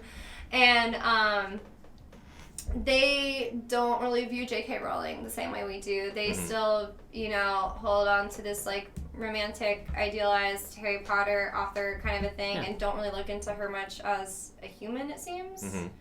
And so one of her friends gifted her this baby book about how amazing J.K. Rowling is as a person and how she's, like, interesting. all this stuff. And the book is literally, like, titled, like, J.K. Rowling, a friend, or something like that. It's like it looks really stupid, I'm not gonna lie. Like, even if she wasn't, I was like, this is kind of a weird book. Yeah. It was kind of a weird Yeah. book, and I was like, this is pretty egotistical, J.K., but okay. Anyways, I saw that in the nursery and was like, ugh, I want to, like, throw this away. And I texted it to my friends, and one of my friends, Hannah, mentioned, she was like, well, I think it's really important to recognize that, like, you can, appreciate the artwork Totally. and other things, and accomplishments and good that people have done in the world while disagreeing with personal viewpoints that they may have. Absolutely. I mean, everyone's human. I mean, in no way do I think, like, even if there was, like, an idea of, like, cancel J.K. Rowling, which to me is probably, like, just don't really, like, I don't know, just, like, who cares about her positions of things on, like, just don't pay attention to her, don't give her a platform to, like, announce a lot of those views that oftentimes, like, are hurtful. But at the same time, like, if you still love Harry Potter, like, if you still want to get Harry Potter tattoos, if you still want to do those things, yeah, sure, fine, totally, Like, whatever. the books were such a prominent part of my childhood and, like, growing into adulthood. Like, it's not like that changes.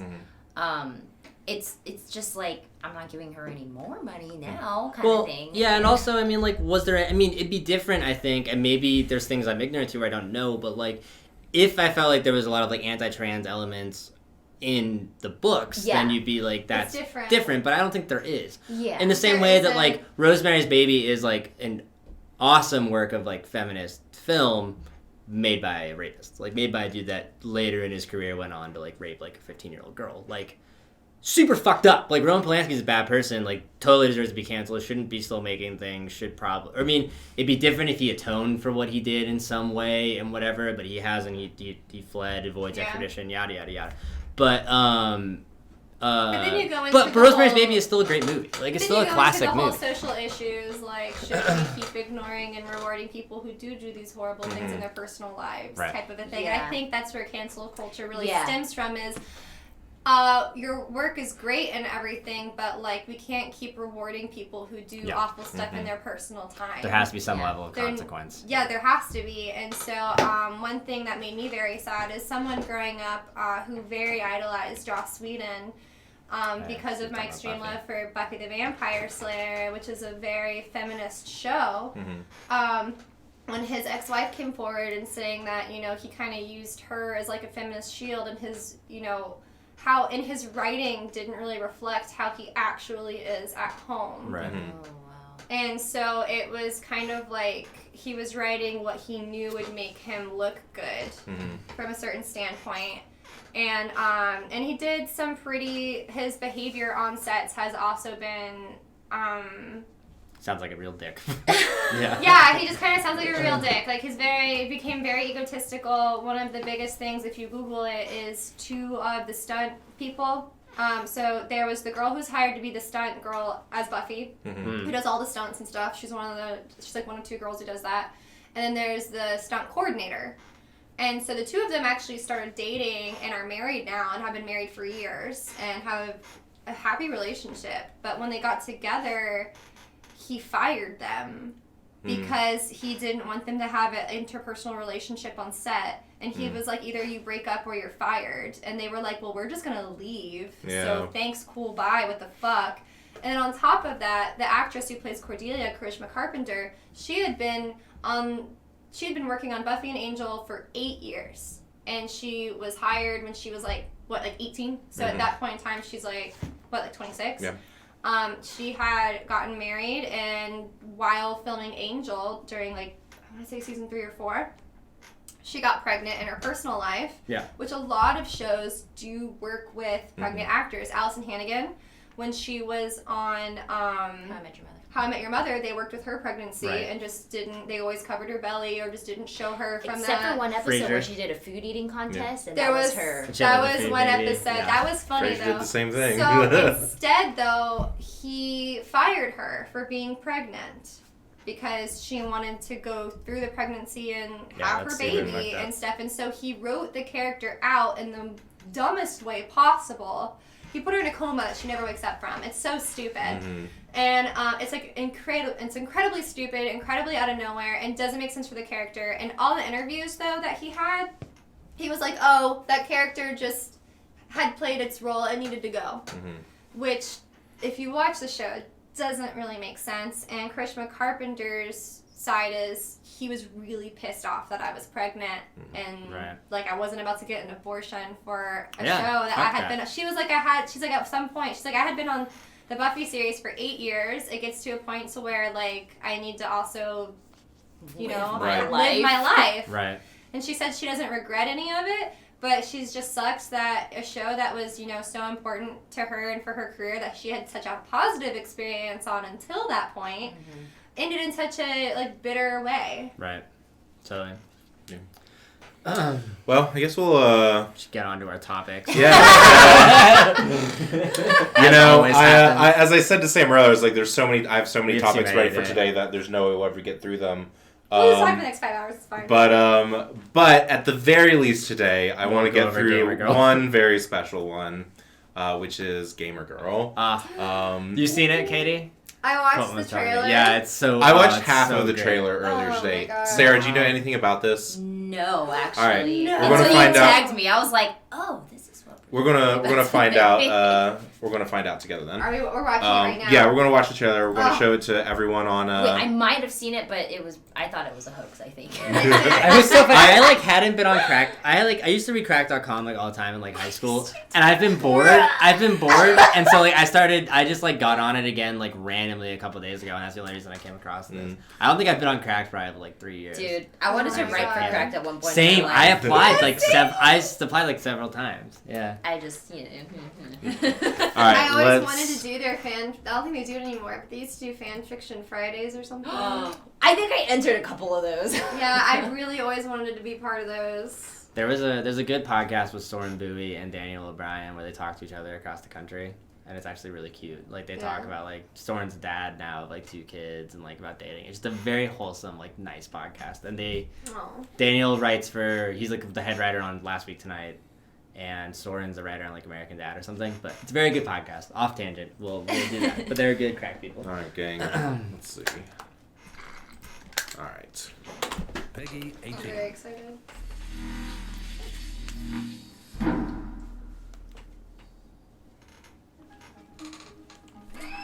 Hey everybody! Okay, cool. Water time. Break time. All that junk has been taken out my stream. Oh, come on. No. Margaret, what do we do? Like, do I answer it? I can't imagine filming this. Ugh. Apparently, she wrote the game. So she just improv lines Oh. that gave her writing credit so that they felt less sexist for sure.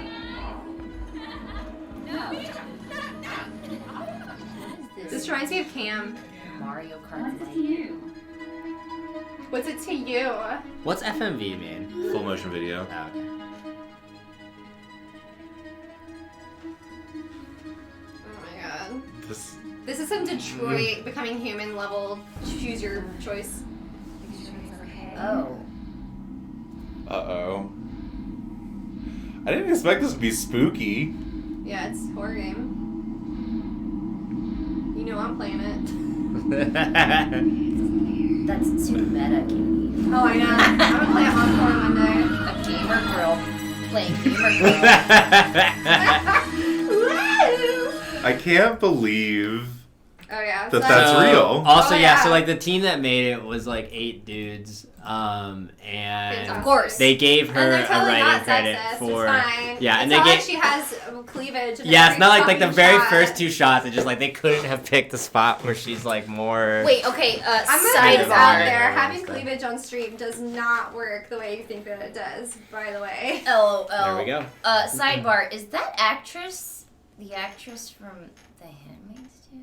No. Were you thinking it was Elizabeth Moss? I don't know. I was It kind of like I kinda could see it. I could see it a little bit, but I no, can see definitely her not. being like related. Like for a second, I was like, What is with her hair in this shot? I'm no, just it's not. gonna It's like say the ones where she looks really normal. Style. They're going for like the fact that they added the cosplay like- in The there. parts where she looks like just like herself, not too overdone and stuff. Yeah, here I Yeah, can see right Elizabeth there. Moss. She does look She looks like Okay. Elizabeth Moss had a Or like baby in the with ponytail Sarah when she's Marshall. not wearing a lot of Yeah. makeup. I was What's like, her name? Who's Sarah Marshall? What's her I was real like, name? Kristen Bell. Alfred? She does not look like Kristen Bell. Yeah, She I looks don't- like if the two of them Do had like a not- baby. It I doesn't see more look Elizabeth that Moss much than like Kristen either Bell. of them. I do Elizabeth too. Moss, way more. Kristen Bell isn't even part of this family. Yeah. Kristen Bell's never She's even the visited neighbor. the They're house. friends. They're Yeah. not related. Why didn't Um, they make it gamer dude? yeah, I mean, I guess Sell. like obviously it looks like a game in which there's gonna be like weird. Even the whole idea that like you control her actions together. It's like you owned this gamer girl, which is probably something you want to do, right, boys at home? Like it's like I know I get. I'm gonna do it. Yeah, I get that sense of like, like beyond the fact that there's definitely that weird sense of like sexual ownership of like women online, which is super Oh. part of this. It also just looks like, it just looks boring and weird. Like, why would you want? I don't want to be a moderator for like a Yeah, game. it definitely doesn't look like something I would personally enjoy playing. I kind of want to play it for the sheer, like, what the fuck? fuckery of Yeah. it. Like, yeah. No, games like this where it's like real actors and stuff Mhm. like that. I've been noticing more and more games like that coming up on Steam. Since I do Wonder play a lot of horror games on my own stream, I'm always trying to find like horror games people haven't heard of or like just weird ones and just trying to just find as many as I can. And I've been finding a lot of just really bizarre ones recommended to me that have this type of gameplay style. Mm-hmm. Where it's like it's this person and you watch this scene and then you just kind of decide, like, you look through their phone and you decide decisions for them. It's really weird. It's not my favorite personally. I'd much rather play a game, No. but Yeah. it's just it's like adding. It's like trying to add a realistic. a game. It's like trying to add a more realistic vibe to a Like a point and click. point and Yeah. click narrative. I'm Which I like looking hate at this point and like, click stuff. wow, the sequel to Also probably cheaper Bandersnatch this way. is really different. Yeah, it's honestly probably cheaper to manufacture a game this way because Oh, I'm you're sure. using video instead of having to like Design animate. elements. And, like, Yeah. Yeah. Yeah, so I just also feel like people will have this idea for a point and click and are like, fuck it, we'll just film it with real people. Mm. But also, it's like half of them are in selfie view, so it's like doesn't require like. Like, I could make this. This would be Yeah. in terms Like of an like AC. in terms of being a film, like this is like D level film in terms of, well, not even like quality. Like, hey, we're gonna give you Quality this also, but just really nice budget. iPhone and Yeah. just like I don't know, walk Always around have your it life. on landscape mode. I guess it's weird because like another thing is like I try to think of like why would I have no interest? Like I haven't watched Bandersnatch. I have zero interest in watching it for some reason. Well, they took it down anyway because Yeah, which one?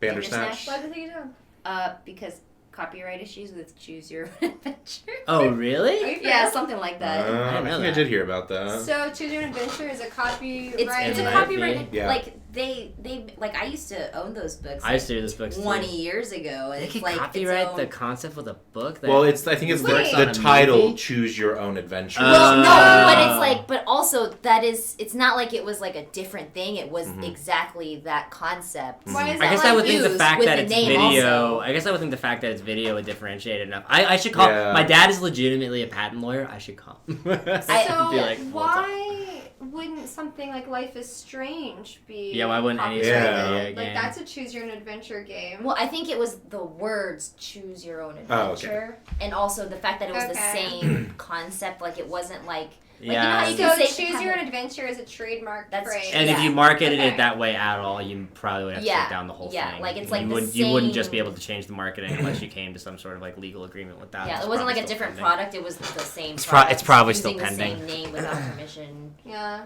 Blah, I didn't blah. like Bandersnatch. I never watched it. I guess I just like because I try to think. I'm like, okay, what if you did something like this that didn't have its weird sexist weird shit. Felt like it was better made or all that sort of stuff. I still would just be like, but why? It's something different. I Yeah. think. Well, I mean, like, because I I didn't just watch don't know why I have no Bandersnatch, interest and in we didn't watch Bandersnatch, but I was interested in watching Bandersnatch because it was just like something different that just seemed like something different and kind of fun to do. The only reason we didn't watch Bandersnatch is it doesn't work on the Apple TV. Doesn't work on. And so I was like, oh, I'm not going to. Yeah, we I don't went have. there. I don't own a laptop. I'm not going to watch this on a computer. I mean, it was definitely like novelty. Oh Yeah. For like the first like 5 minutes, Mhm. and naturally I went through and tried to do all the different storylines for 3 hours because that's just the type of person I am, and I managed to get most. You have of to them. 100% it. Like, Yeah, you yeah, know. you know. I just wanted one ending that wasn't shitty. But Mm. it was definitely, yeah. There's not like there's an ending that's not shitty. It's just like endings that are less shitty. My favorite's when he Like dies. Mass though. Effect. It's funny. Which one? The one where he just dies in the middle of it.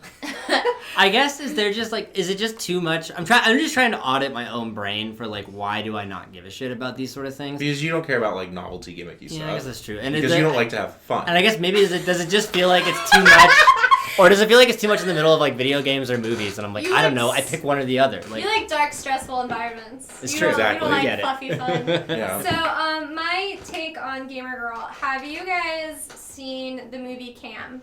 And it is a Blumhouse Productions film. you No. talked about it. I think maybe last time you were here. Probably because it's a dumb ass movie, but also something about it was done in such a way like this game that I was like, I have to watch it. Mhm. That one is about a sex worker though who does like she's a cam girl with like sex work. Yeah. Okay. So it's So not I should gaming. Watch that. But one thing that you know, a lot of people have had complaints about and whatnot within the gaming community on Twitch and I guess Mixer and whatever is the weird combination that a lot of girls have done of combining streaming with like sex work, but also with the nerd community and taking, you know, not advantage, but like Mhm. using nerdy elements, kind of like sexy cosplay, like pornography cosplay type things. And so a lot of those girls will stream on Twitch and whatnot, and they're not doing any of their, you know, porn on the stream or whatnot, but it's like, you know, Right. you know where I'm going with this. Is it and that I people definitely know with this particular girl, it feels like they're specifically like calling out Amaranth. Calling who- out what? Amaranth, she's a very famous streamer, Okay. and she is known for pretty much wearing all the outfits this girl's wearing. Mm-hmm. And she just always looks very like hypersexual. Mm. And well, the two things she does is she'll like work on cosplay and listen to like musical music. Mm-hmm. And the other thing she does is she'll play Just Dance, but in very like skimpy wear and stuff. Which is one thing that was really controversial about Amaranth for a little while was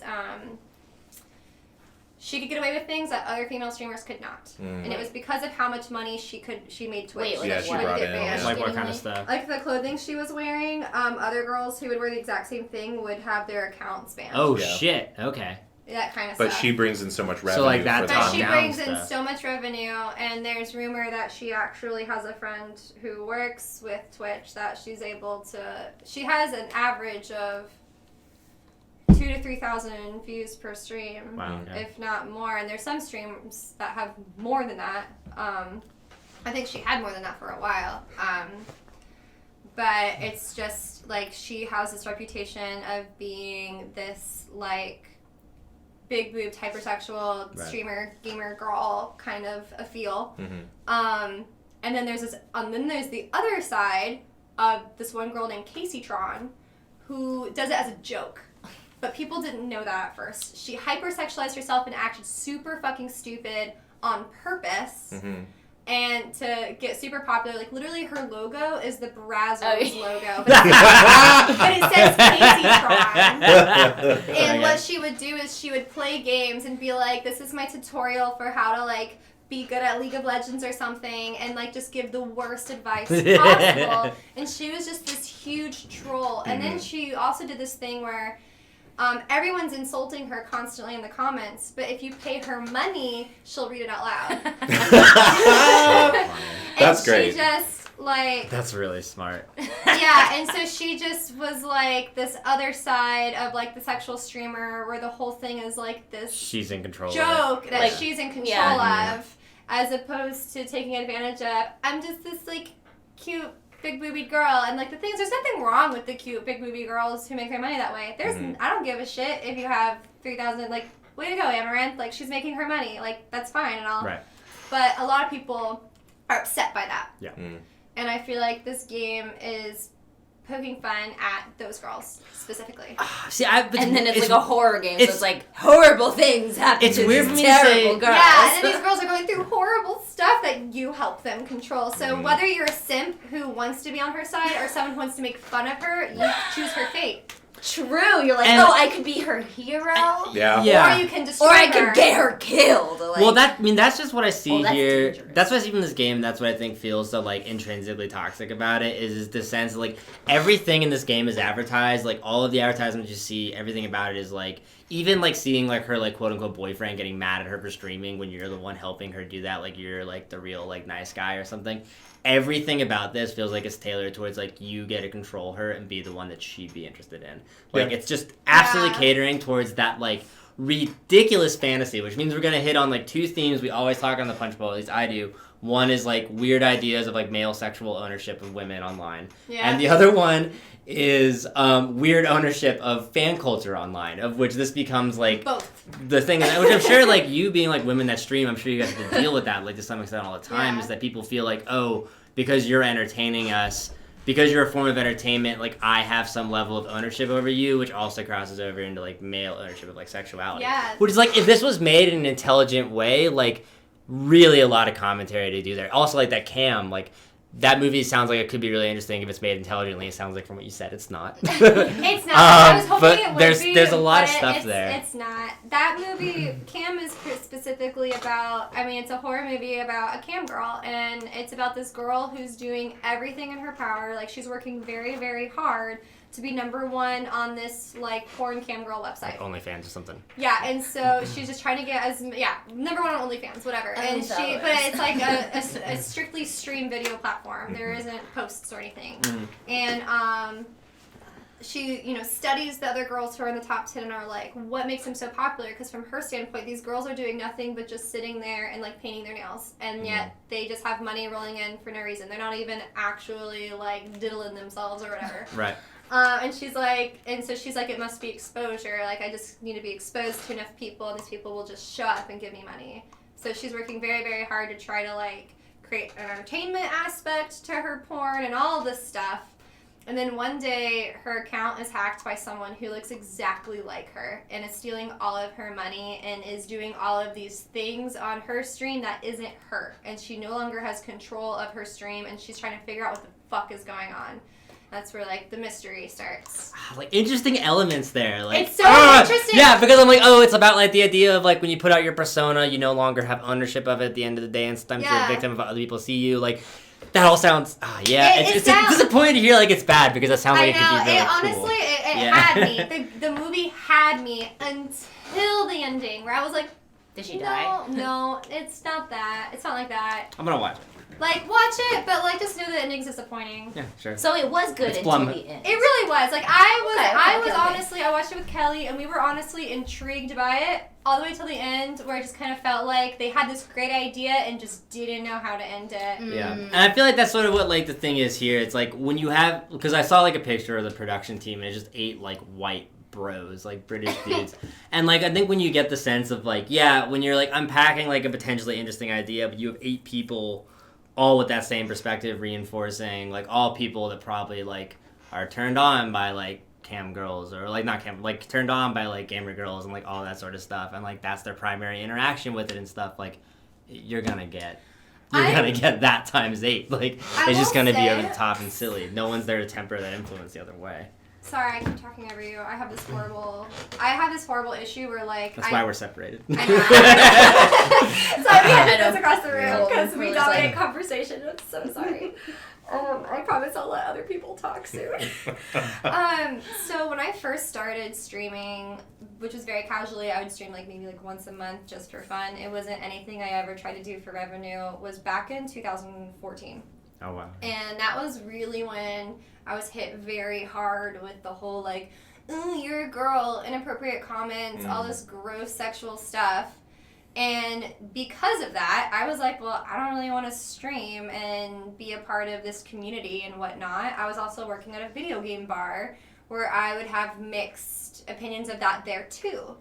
And I'd have people being sexist towards me, and then also people like simping after all the girls there, and then people who were just fucking normal. Can we take a pause really quick? What does simping mean? You exactly? hate that word. I don't hate it. I just don't know what it means. because I've been saying, and you're like, I don't think we should say that word. It's like, what's wrong with simping? I didn't say that. It's a great I have never new said that. addition to the lexicon. I just said I don't know what it means. Okay, simping, imagine like groveling for a girl's attention. Okay. Like trying to be her beautiful white knight is a simp. So if you look it up on Urban Dictionary, Nice boy it's kinda, like an nice guy acronym kind of, for okay. like, what is it? I don't know. The I have S never word. said we shouldn't say it. I just said I don't know what it means. No, you've The definitely... M and the P are like mediocre pussy though. So. Apparently Wait, it what? stands for something, but I just use it as a really quick way I of saying forgot what the like, S and the I stand imagine for. a white knight. Totally. Imagine like the guy underneath the white knight who's like, my goddess, I love you. Okay. Comments on all of your pictures, all this stuff. There's some dudes I know who are self-proclaimed simps. They know it. They know that this is what they are. And Got they're it. like, I just really like hot girls online. I'm just going to compliment all of them because fuck it. I love you guys. Here's my money.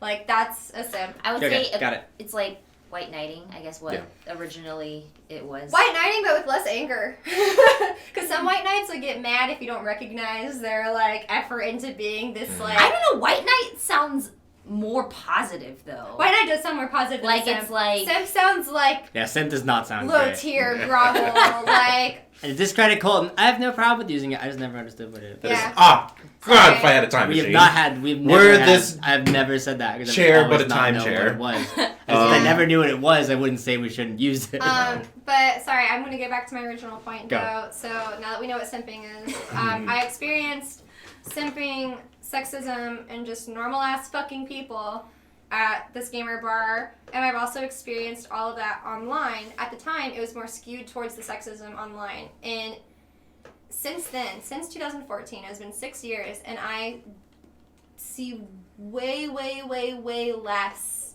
sexism towards women in the gaming industry. It's still there and it still exists, but it's not as common for me at least anymore, which I'm obviously very happy about. Right. because we have mods now. Well, yeah, we have mods now. But also, I just feel like it's becoming more and more understood and accepted that girls are a huge part of the gaming community. Like, honestly, this Gamer Girl right here, feels a little outdated. Yeah, it feels like if this came out in 2014, I think it still would have been cringy then. But it would have felt. I remember 5 years ago when I was living in Texas, and Chelsea and I, we would do a stream called Let's Gay with a bunch of other people, and we would play Rust And then we would find random people in Rust, and we'd have Chelsea take the mic. She's like, I'm just a real girl gamer, and like I don't know like what I'm doing in this game and stuff. And we'd like bait people in, and then I'd take the mic.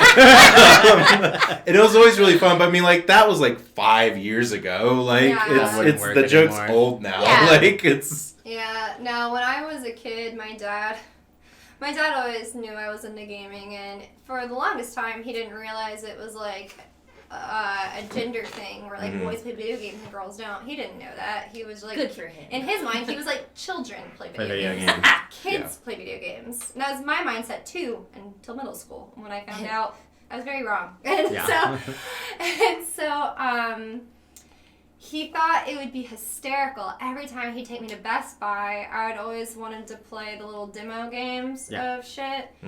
And he always thought it was so funny how like he thought it was not funny how dudes treated me. He thought it like these little boys were shitty for assuming I'm terrible at games.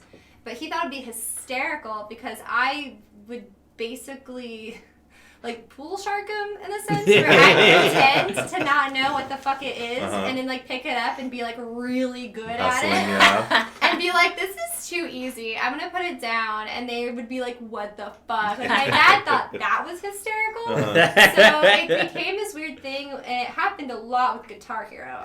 I went through a phase when I was 14, Guitar Hero 1 came out and it hadn't gained its popularity yet. It really hit its popularity with Guitar Hero 2, is when it was like in every household. But my brother went to PAX every year and was like, Guitar Hero, we need it. You're the one with the PlayStation. My brother was Xbox, I was always PlayStation. So it was a PlayStation exclusive game. Two-console household. We were two-console household. And then we both played PC. It was great. And he was like, you get it, I'll buy guitars, it'll be good. And I was like, okay. And I did nothing but play Guitar Hero for like 6 straight months. Then Guitar Hero 2 comes out. And my dad would take me to Best Buy, and all these boys would be like, oh, I don't know if you'd be good at this. Oh, it's kind of hard. Like, you might play easy. And I'd be like, I don't know. And I'd like, oops, I accidentally hit harder expert. and I would just like, I would shred it on that guitar. I would just destroy it and be like really good and like do my best to make it look really effortless and stuff. And so they would be like, oh my god, like, how is she so good at this? Like, I don't understand. And what's even worse is they didn't even consider the fact that I had played it before. Right, yeah. They were like, she's just amazing. What the fuck? And I'd be like, that was really easy. I don't really see the appeal. And, like, give it back to them. And, oh god, and then we had this video game club at my high school, and they had me bring in Guitar Hero, the teacher did, because he knew I had it. No other girls in that club, very sad. And, which sucks, because all my gaming friends growing up were always girls. They weren't dudes. Like, I had a lot of female gamer girlfriends. Most of mine were, but too. that wasn't their identity. It was just something they did at home as a hobby. It wasn't like, my identity is gaming. Like, it was just... I do theater and I'm a cheerleader, but I also like to play Kingdom Hearts or Batman or whatever at home. I brought it in. No one believed it was mine, and no one would let me play my own game. Jesus. It was really fucked up. Damn. Yeah. And so you never brought it again. Awful. So I never brought it again. They were like, why don't we ever play Guitar Hero again? Why don't girls come in? Like, oh, okay. Oh. Why can't I get a girl to like me? I avoided online gaming like the plague. My name is TheTigerWizard because I wanted a gender neutral game so people would stop harassing me. Yeah. Yeah, online gaming seems terrifying. It's better now, for sure. Unless you're in Valorant, then it's not. Yeah. Well, that's because all the toxic people from League went to Valorant. Yeah, actually. I can't play a game online that involves voice chat. I can't talk to randos. Me either. I've been playing a bunch of these very detailed tactical shooters, which I really like with voice chat where you have to coordinate as a squad and all that stuff. Yeah, and I will say they're these very detailed early access games, and I think because they're not super popular yet and they're generally played by people that are a little bit older, oddly, it's been very civil. Like no one's been a dick. Better in knock chat. on some wood. Yeah. Wait, what game? Yeah, I mean, you're a bunch of white boys playing your Call of game. Duty. No, not Call of Duty. I'm playing a game called Squad. They're shooters, It is but they're not popular. like super tactical war based. It's just like Squad some real boy and Hell Let stuff. Loose. So it's like Okay, just but very, like, very. how much of a wrench in a machine do you think it'd be if you just threw a girl into the voice The thing is, chat? okay, that's why I was bringing it all That's up. what Is you gotta I was figure playing out. Squad yesterday or 2 days ago, Mhm. and like the squad leader I had was a woman, and I was super on eggshells the whole time. I'm like, when is this gonna get gross? When is this gonna get gross? Like, when are the other people on voice chat gonna start being gross? Nobody was. Like, we Yeah. played like 3 games, and I was like, I'm still always gonna be in this woman's squad because everyone's like really nice, and everyone's been like chill. And the whole like 3 or 4 games I played with her, probably for like 3 hours, like everyone was chill. So I do think like the games can exist. I just think the problem is when you get the bigger the game, the more likely you are to like rope in, and one toxic person makes that community Oh toxic. yeah. The joke Like, is makes all that so shit bad. Old though. Well, it's not a joke for some people though. Is the problem? Yeah. Well, what do you mean joke? I guess. Well, the whole joke of like, I'm gonna make fun of this girl because she's a girl and in gaming. Like it's just Oh, so yeah. old and overplayed and stupid. And how many It was insults never people funny. really come up Okay. with that's Yeah. original for that? Yeah. Besides kitchen and shit. Well, like half the time. Okay, so when I used to play Overwatch on console, like, you know, I was like real into like climbing the ranks and shit. So I was like, okay, yeah, voice chat, blah blah blah. But then like half the time it's like I talk, and then, oh my god, it's a girl, and then it's like, great. It's It's like, that's my thing now, yeah. Overwatch chat is awful. Oh my I never so had bad. that experience with And Overwatch. so- I always But I feel encountered like- other girls. See, my thinking is I feel like because a game is more popular, I mean, I could be wrong. No, I don't think I'm wrong. I still think like maybe 20% of the community is like toxic enough that they say something like very toxic. Like Yeah. maybe a little bit more or something, but I feel like when you're on like a bigger game, you're just more likely to stumble across like one of those people. So that's why I've Yeah. noticed like with smaller games it seems fine until I also follow a lot of these games like on subreddits because I like them, I get into them, I just think they're like really fun. Yeah. And I do notice like once a game hits tipping point of popularity, the subreddit first like just like completely becomes toxic and terrible. Yeah. And I think it's like you just hit like a critical mass where you have enough people coming in that you get those numbers where the shitty people come in and ruin it for everybody else. One thing I think that we also always forget to think about when talking about this, and this is something I definitely do, is I always forget just how much of the gaming community is so anonymous. You don't know if you're playing with girls or not. Yeah. And so that was something that became a reality for me when I played League of Legends like religiously. This is back in like 2015. I played constantly, like all day, every day. And there wasn't a voice chat. Mhm. And you would only know someone was a girl if they had a really girly username. And if you're someone like me with a gender neutral username, you wouldn't know. And then I thought about it, and most of my female friends did not have girly sounding usernames. And it wasn't until this one game where I got into, during this time, you would get a couple there would be toxic girls, which is absolutely a thing. Mhm. And what those toxic girls do is they're like, I'm a girl, be nice to me, and blah, blah, blah, and constantly remind you of the fact that they're a girl, they're a girl, they're a girl, don't be mean, OMG. And I'm just like, shut the fuck up, no one cares. Mhm. One of those people was in my team on League, and then two other were like, so what, I'm a girl too. And then I was like, wait, really? Like, I am too. And then there's this one dude who was like, am I the only dude on this team? And we were like, I guess so. And they were like, whoa, this never happens. And I'm like, no, we all wouldn't have known Yeah, if no this one had one any person idea. hadn't brought up Right. gender. And everyone assumed, everybody there assumed everyone else Was a dude. man. Yeah. Right. And so it's really fucked up. I realized in that moment, I was like, oh my god, I play games every day assuming I'm the only girl, when in reality, that is just so not true. Right. And it's kind of how we view the male gender as like the dominant one. Like it's Or the default. the default. Default's Right. the word.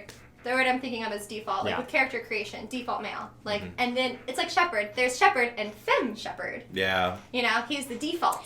Which is kind of funny when you think about it, because like in natural human biology, females are actually the default, They and they are. don't The become male a gene dude gets added until the later. Y chromosome kind of like slams Right. in there. Yeah, it's really ridiculous. And so I had another very similar experience where there was someone I played with on League who had this really funny username.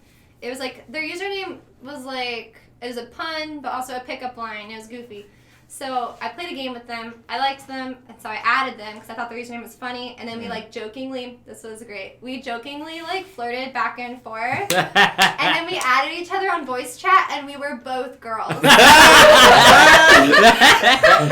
amazing. And we got Best case scenario. And we got into voice chat, and we were like, we both heard each other's voices and paused, and we're like, oh my god, I'm not gonna lie, I totally thought you were a dude. And she was like, I thought you were a dude. Oh my god, that's amazing. That's great.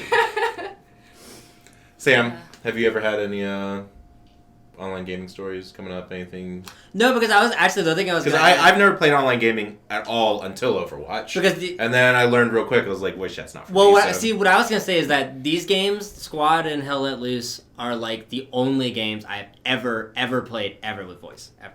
And the reason I did is because like we've been in quarantine and I was able to bring like the editing computer home, so like I just had a computer. And I was like, well, I have time to kill. Like, I've always thought about trying one of these, like, really detailed tactical games where you have to, like, manage resources, but, like, it's like a strategy game, but there's people on the ground, there's, like, commanders. Yeah, I really love it because I love real-time strategy and I love shooters and it mixes them. But you have to do voice to communicate because you're, like, on the fly and, like, shooting and stuff. So I tried it and I was so ready for it. I'm like, well, if this is toxic, you can't play the game because the game just won't work. And I think that's why these games, like, manage to not stay toxic. Because, like, you have to use voice to make it work. It's not really, like, an addendum. Yeah. So maybe. I could be wrong. People I don't know you enough. You have to use voice for, like, Overwatch and stuff, too. Yeah, and my whole thing is, like, I don't know enough about it to know, like, especially with, like, women experience of the game. Like, I have no idea. Because I don't play online games very often, and whenever I have, I don't even play games where I chat. Yeah. Like, with typing. My personal issue no is ever since I started doing online gaming, whenever anyone at any point in time figures out or knows that I'm a girl, I feel this insane pressure to have to be really good. Because I feel like I am representing the entire female population. It's all on you. That's a mood. It's a fucking mood. It's stressful as absolute shit because... And my friend had this similar conversation with me where she feels that way by being black. She feels like she represents all black people, where she has to always be on her best behavior because she's representing the black community in everything she does.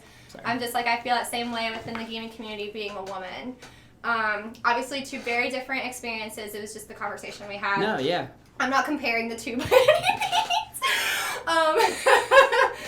But it's just really stupid because I've had so many times in my life where I'm bad at a game and my male friend is bad at a game. I get blamed for being bad because I'm a girl. He gets blamed for being bad because he just clearly hasn't played that much. And I'm just like, why can't I just not have played that much? Why? I have something to add to that. So, League used to be like my go-to game for like years until I got a console, and then it was like I kind of went back and forth. And Destiny, was like, Destiny was like a religion at that point. But but then I come back to League every now and then, and hop into ranked like 2 days before ranked season was over because I do that. And I play like shit naturally. I was expecting that, but like everyone else who also hasn't placed yet. Like, I don't know, what's your excuse, But, like, they would be like, man, you're so bad. What are you, a girl? And it's like, it's fine to just be bad at the game, but why do I have to be bad because I'm a girl? Right, Like, why can't I just suck because I suck? Why do I have to suck because of my privates? Like, what does that have anything to do? Like, I know guys that I'm better at League than, so it's like, well, what's their excuse? Because they have a penis, so why are they bad? I mean, I guess my thinking always like goes along the idea of like othering. It's like, well, I might be bad at this, but at least I'm not as bad as a girl because girls are inherently just worse at this than I could ever be, just as a default basis. They're gross. So, I think that's my take on why there's always that fundamental difference, and because if you identify as a gamer, having people that you naturally assume you don't identify with, women, people of color, whatever, by natural bigotries. If other people have the same aspect of their identity, like gaming, but you see them as very different from you, that like threatens your own identity, which is stupid. Across the board, it's so fucking stupid. But I mean, I think it's a very like long-running human response that just runs into that. When I first started going to Dragon Con in 2010, And at that point in time, I had always been a nerdy person. I just wasn't part of a community ever. I was always very like lone wolf solo. I had a couple friends where we had this interest, but I'd never opened myself up to a full blown fucking community before. So going to conventions, starting to cosplay and stuff, and participating in this community online really, really, really opened that up to me, and it made me realize like just how shitty people are. In 2010, I was obsessed with X-Men. I was obsessed with anything and everything X-Men. I read so many fucking comic books. I was really into comic books at the time. I'd always like dabbled in comic books and read stuff growing up, like specifically mostly just X-Men, Spider-Man, and one-offs. But for whatever reason, my freshman year of college, I was just crazy about it. And there would be so many dudes. I remember meeting at that first Dragon Con and any other nerdy-esque meetup I had gone to afterwards, where dudes felt the need to quiz me on it to see if I'm really a real fan. And I always had to know more than them in order to impress them. And it got to a point to where it upset me like so much that I felt this need that I just had to know everything about X-Men at that point, just because I cosplayed Kitty Pryde.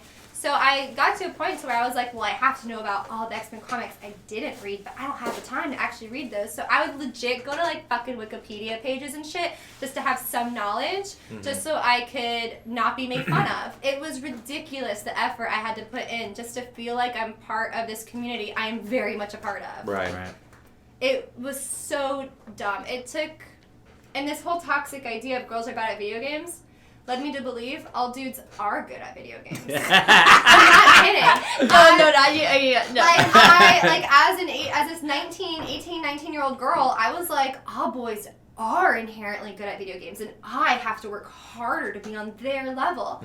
And then by the time I'm like 22, and I realize I'm better at most games than all of my male friends, I'd be like, why are you bad? Like, I wouldn't understand. Oh no, and then she became part of the toxic community. And then I became part of the toxic community by being like, well, I'm a girl and I'm better than you. Why do you suck? Well, I mean, that shit totally happens. I mean, I've noticed this happen with me in terms of, like, my parents were definitely people that, like, had the assumption that, like, adults don't play video games, which I think people of their age think because they weren't raised with them and we were, which is fine. But like my parents like still had fundamental beliefs that like Becca, like, and I find myself, I totally go along with it because like my exes, like no interest in video games like whatsoever, to the point that there was like conflict of like I would play video games because they're like, this is a waste of time, you're being a stupid gamer guy, like all that sort of stuff. And like I am not that into video games, but like even the level I was into them playing like Madden with my roommate or something, it'd be like oh like what are you, like go a watch Netflix gamer for 9 person? hours. But like it definitely has to do like Becca's like the first girlfriend I've had that like really is into video games in like any meaningful sort of way, and like still like I find myself being like, well,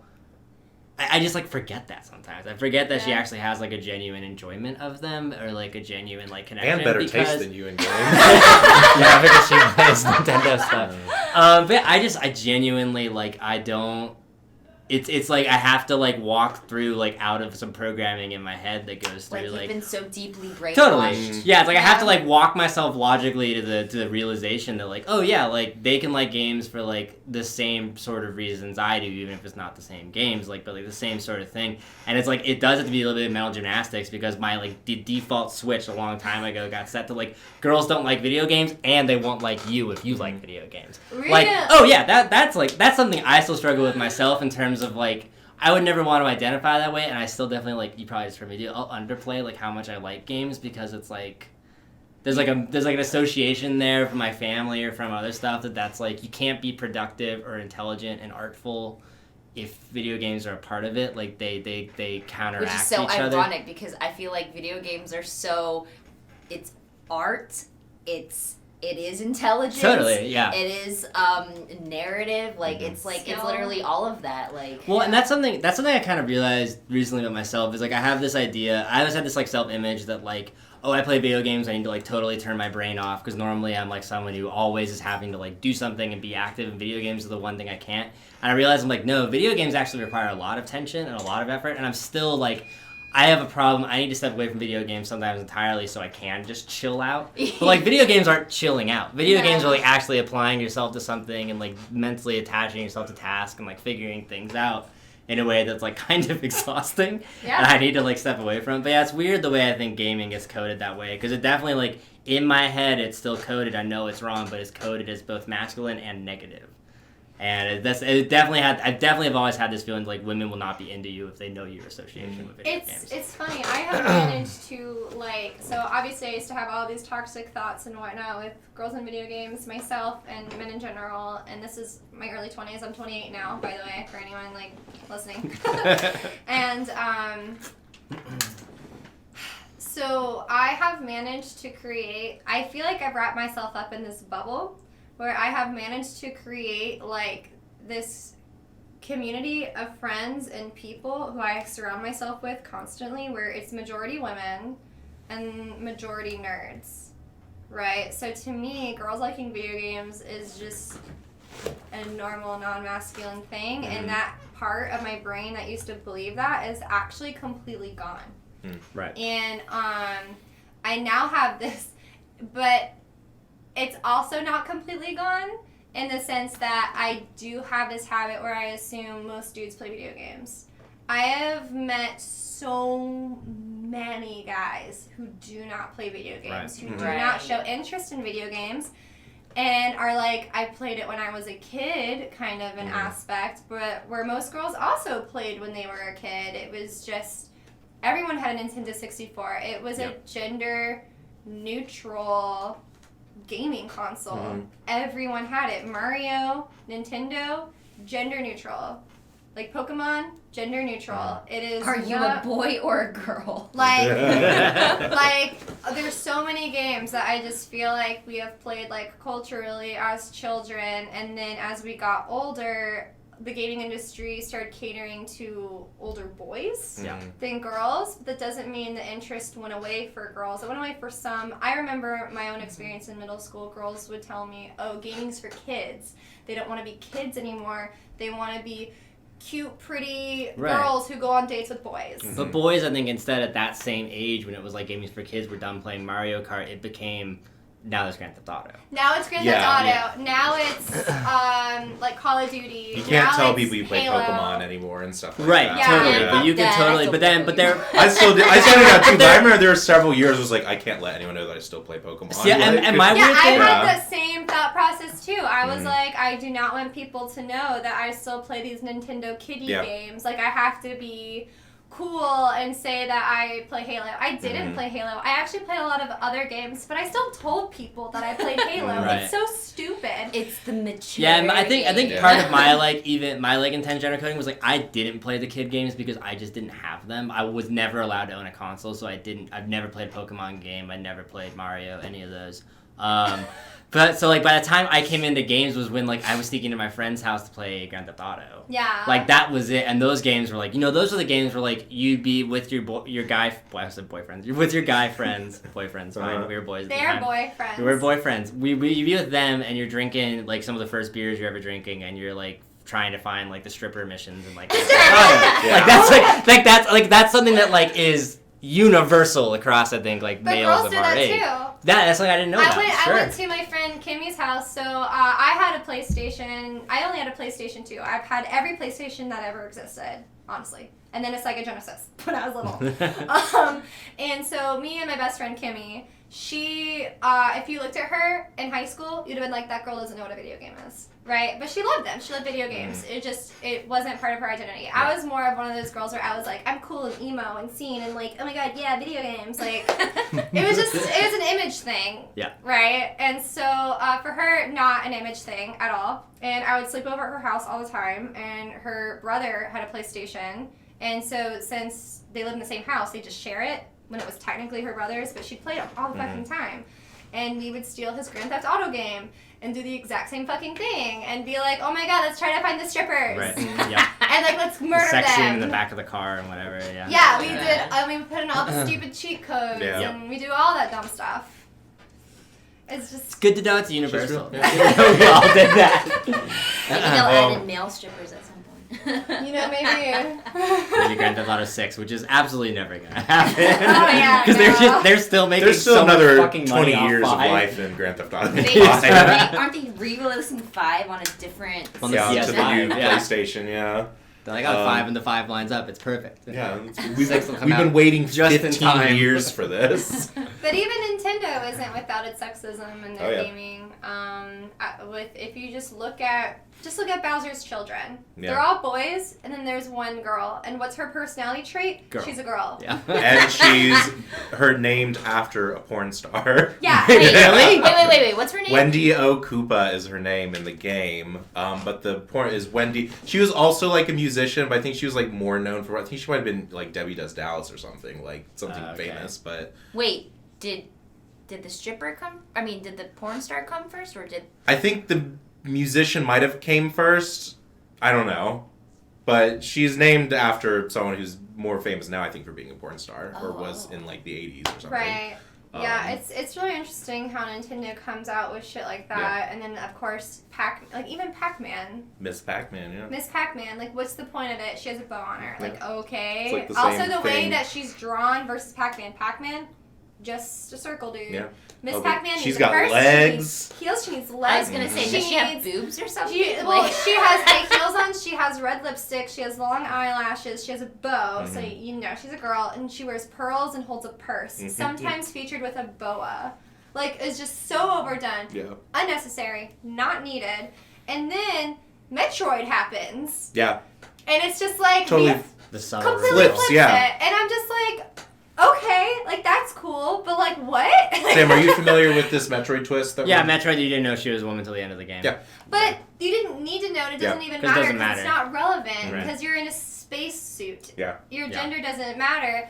It's fucked up that everyone just looks at this person in space and goes, well, they're the hero. It's a dude.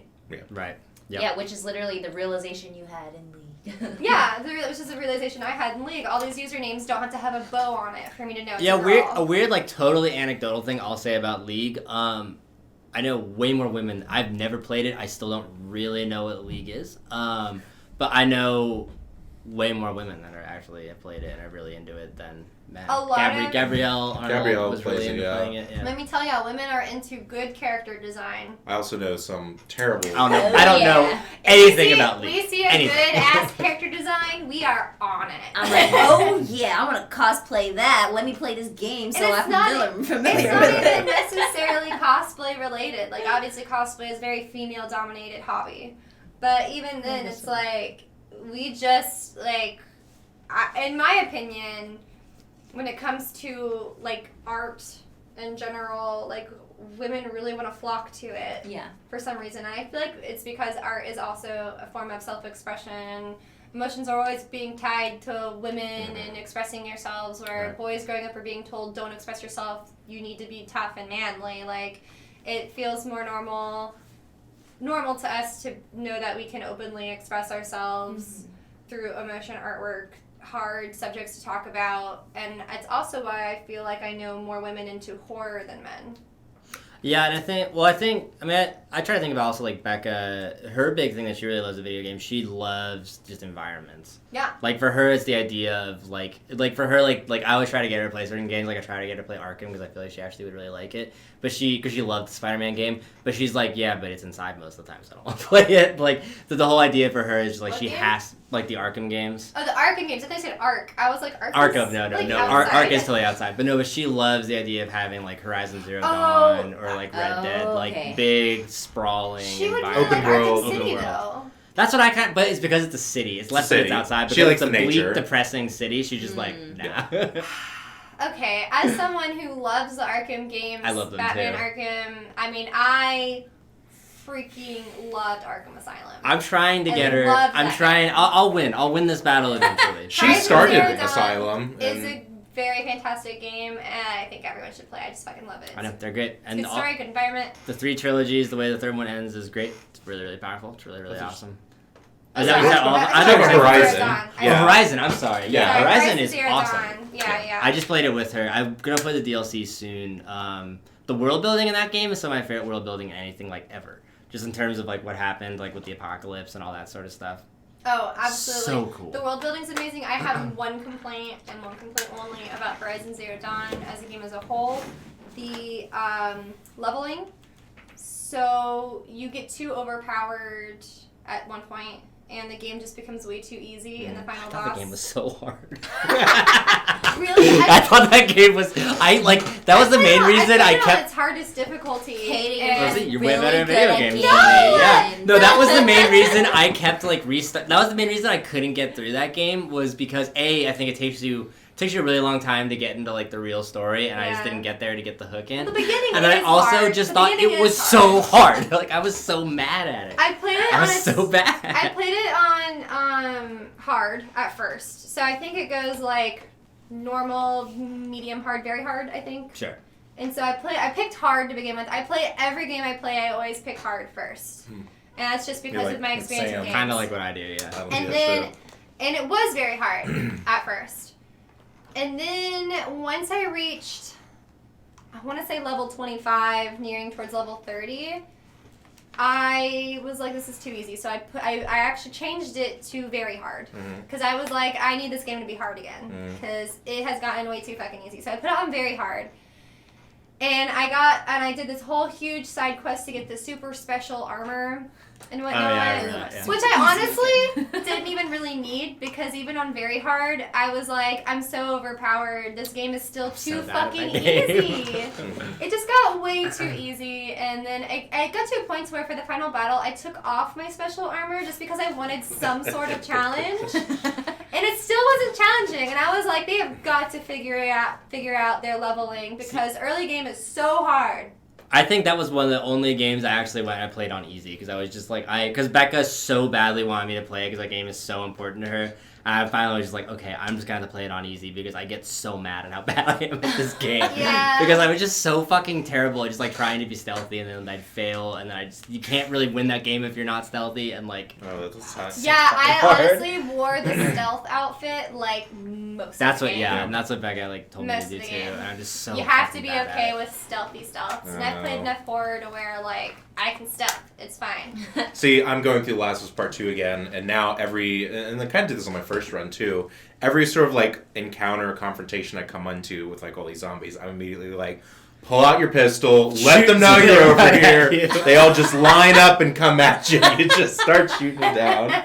Because I can't be bothered with stealth. I I'm like that with Assassin's Creed. Yeah, Assassin's Creed, I got to the only one I played was the pirate one, which I loved. I loved it so much until 3 or 4 hours in, where there's the first kind of sort of difficult stealth mission, and then I'd quit. I was Yeah, I'm done. I'm currently playing Assassin's Creed Odyssey. Mm. Oh yeah, I That forgot to game mention lost that earlier. me. That's another game I'm fucking playing right now. Yeah, I It's watched really- you guys play a lot of that one. I started it on very hard, the hardest difficulty, because at the time I was like, I've played the others, a couple others. This game isn't that difficult. Didn't realize they had upped what very hard actually is. And the combat, that game sucks. And the combat sucked. It and I was sucks! I was like, this sucks on very hard. That's why I don't like should've playing put it that on game. hard. And so since I've moved it back to hard, I was like, okay, this is manageable. There's still a challenge. And sometimes stealth is required. And sometimes I'm like, fuck it, I'll just kill them all in broad daylight. I don't like the combat in the game, because it used to feel like Arkham, where it was so much about the timing and stuff, and now it just feels like it's about press Smash, square if yes, your yes, level's yes, high yes, enough. yes, Yeah, I hate yeah. that shit. Well, Yeah. there is, if you play on a harder difficulty, the timing does become important again, kind of like Arkham, Dark Souls type of feel. Sekiro, which is a game I really want to get, but also know I'm gonna bang my head on a table. But it's how hard it is, apparently.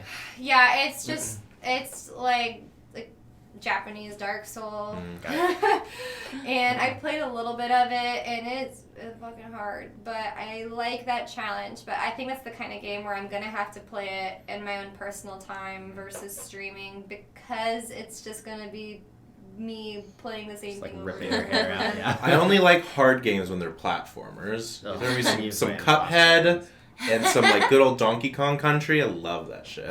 It's so good. I do like Cuphead. Cuphead's so fun. Cuphead's It's so fun to watch. rewarding when you finish the level. Absolutely. I could when I beat Cuphead, and I went and I did some of the side stuff too, beating some of the missions without taking any hits and all, and I was depressed when it was over. I like want more Cuphead. I love watching people play Cuphead. Like I've watched like 2 people play through it. I think it's so fun. Like I love the music and stuff. But I'm pretty. If I played it, I would like no joke. I'd be at risk for breaking the controller. Like, I would.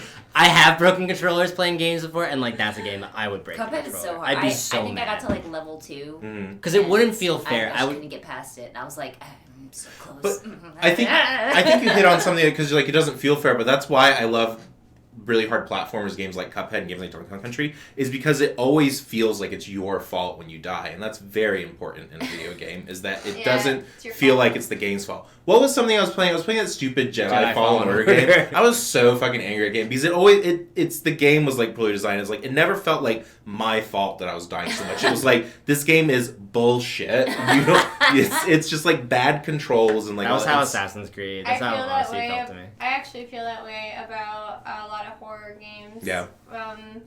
There are times, like, since I've been playing Alien Isolation, there are moments where I'm like, the game is stupid, and then there's times where I'm like, fuck, that was my fault. Yeah. Absolutely my fault. I can't even be mad. Yeah. And I'm always fine when it's my fault because Yeah, it's just like learning. And Cuphead's like so much repetition. It's just learning the patterns and stuff. And I'm always fine with like learning and like moving past that. But like no. Sometimes. As someone who really loves rhythm games, I really like platform games like that where it is a rhythm. You are memorizing it. It's like playing a song on DDR over and over. Yeah.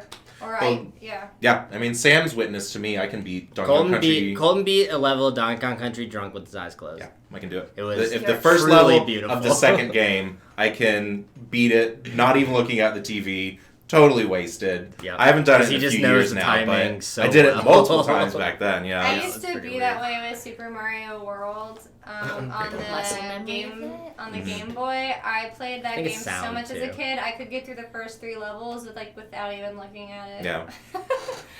I love platforms. Platforms are my favorite genre. Yeah, I can't do it. Platformers. I try playing I'm Donkey such Kong. a It makes me visual so person. mad. I'm like, I gotta like see what's happening. No, it's pretty funny. I get really frustrated with point and click sometimes because I'm like, this isn't enough. Like, it's not enough stimulation for my brain. The missed games were making me so angry and frustrated by the end. I'm playing Before the Storm right now, the Life is Strange prequel, and my friend Kimmy, it's her game, and she's obsessed with those games, and she's the kind of person where she has to interact with every single thing in the environment. And I'm like, not looking at anything, just going to the objective. And she's like, what? Why didn't you look in the drawer? And I'm like, because I know it's going to be a bullshit dialogue of, I remember that photo when I was a kid. Close drawer, walk away. Like, I don't care. I got places to be. I got things to do. Cutscenes to watch. I get you. That's kind of me with Last of Us too. The first time I played it. I'm sorry. What was I was just so invested in what was gonna happen that I wasn't exploring as much as I wanted to. Yeah. Man, I thought I was like exploring a fuck ton in The Last of Us Part 2 on my first playthrough, but now I'm playing through again with like a guide to find all the collectibles. These games are crazy dense. Yeah. Thanks. All right. We got to one of our topics. So what's the verdict over here on Gamer Girl? Yeah, well, I'm like trying to switch scenes and it's just between you two. It's fine. There we go. What's the verdict on the monster? The monster? The monster juice. Oh, the monster juice. So Yeah. the verdict is, so now that I've had it a few sips, I had a break and I came back to it, I do get a little bit more of that hibiscus feel that I was originally wanting, more of that floral vibe that you see on the label. Oh, okay. I was like, what? You see that? That's a hibiscus flower. To be? That's a hibiscus flower. I was like, by the you're way, pink, like a grapefruit. So I'm gonna go and with it that. definitely has the grapefruity vibe. I do see why you would pair a grapefruit with hibiscus, but I do kind of wish that it had a little bit more of a strawberry element. The pink would make you think. Yeah, this is like my backup if they don't have Pacific Punch. Pacific Punch is the good, that's one with the hula girl, right? Yes, it's like a yellow can with like a bunch of like, tattoo looking blue design. and red and sea. The smell is absolutely imagery. Grapefruit. Do you like energy drinks? Do you But drink not energy? I don't sour drink energy drinks. grapefruit. I don't drink Sweet any. Yeah, like a grapefruit. sweet. Like imagine a grapefruit you put, like if you took all the sourness of a grapefruit out of it and there's nothing but sugary sweet, Yes. this is it. And With I this- carbonated it. with the carbonation and a slight floral aftertaste. Yeah, but I mean, I like this one.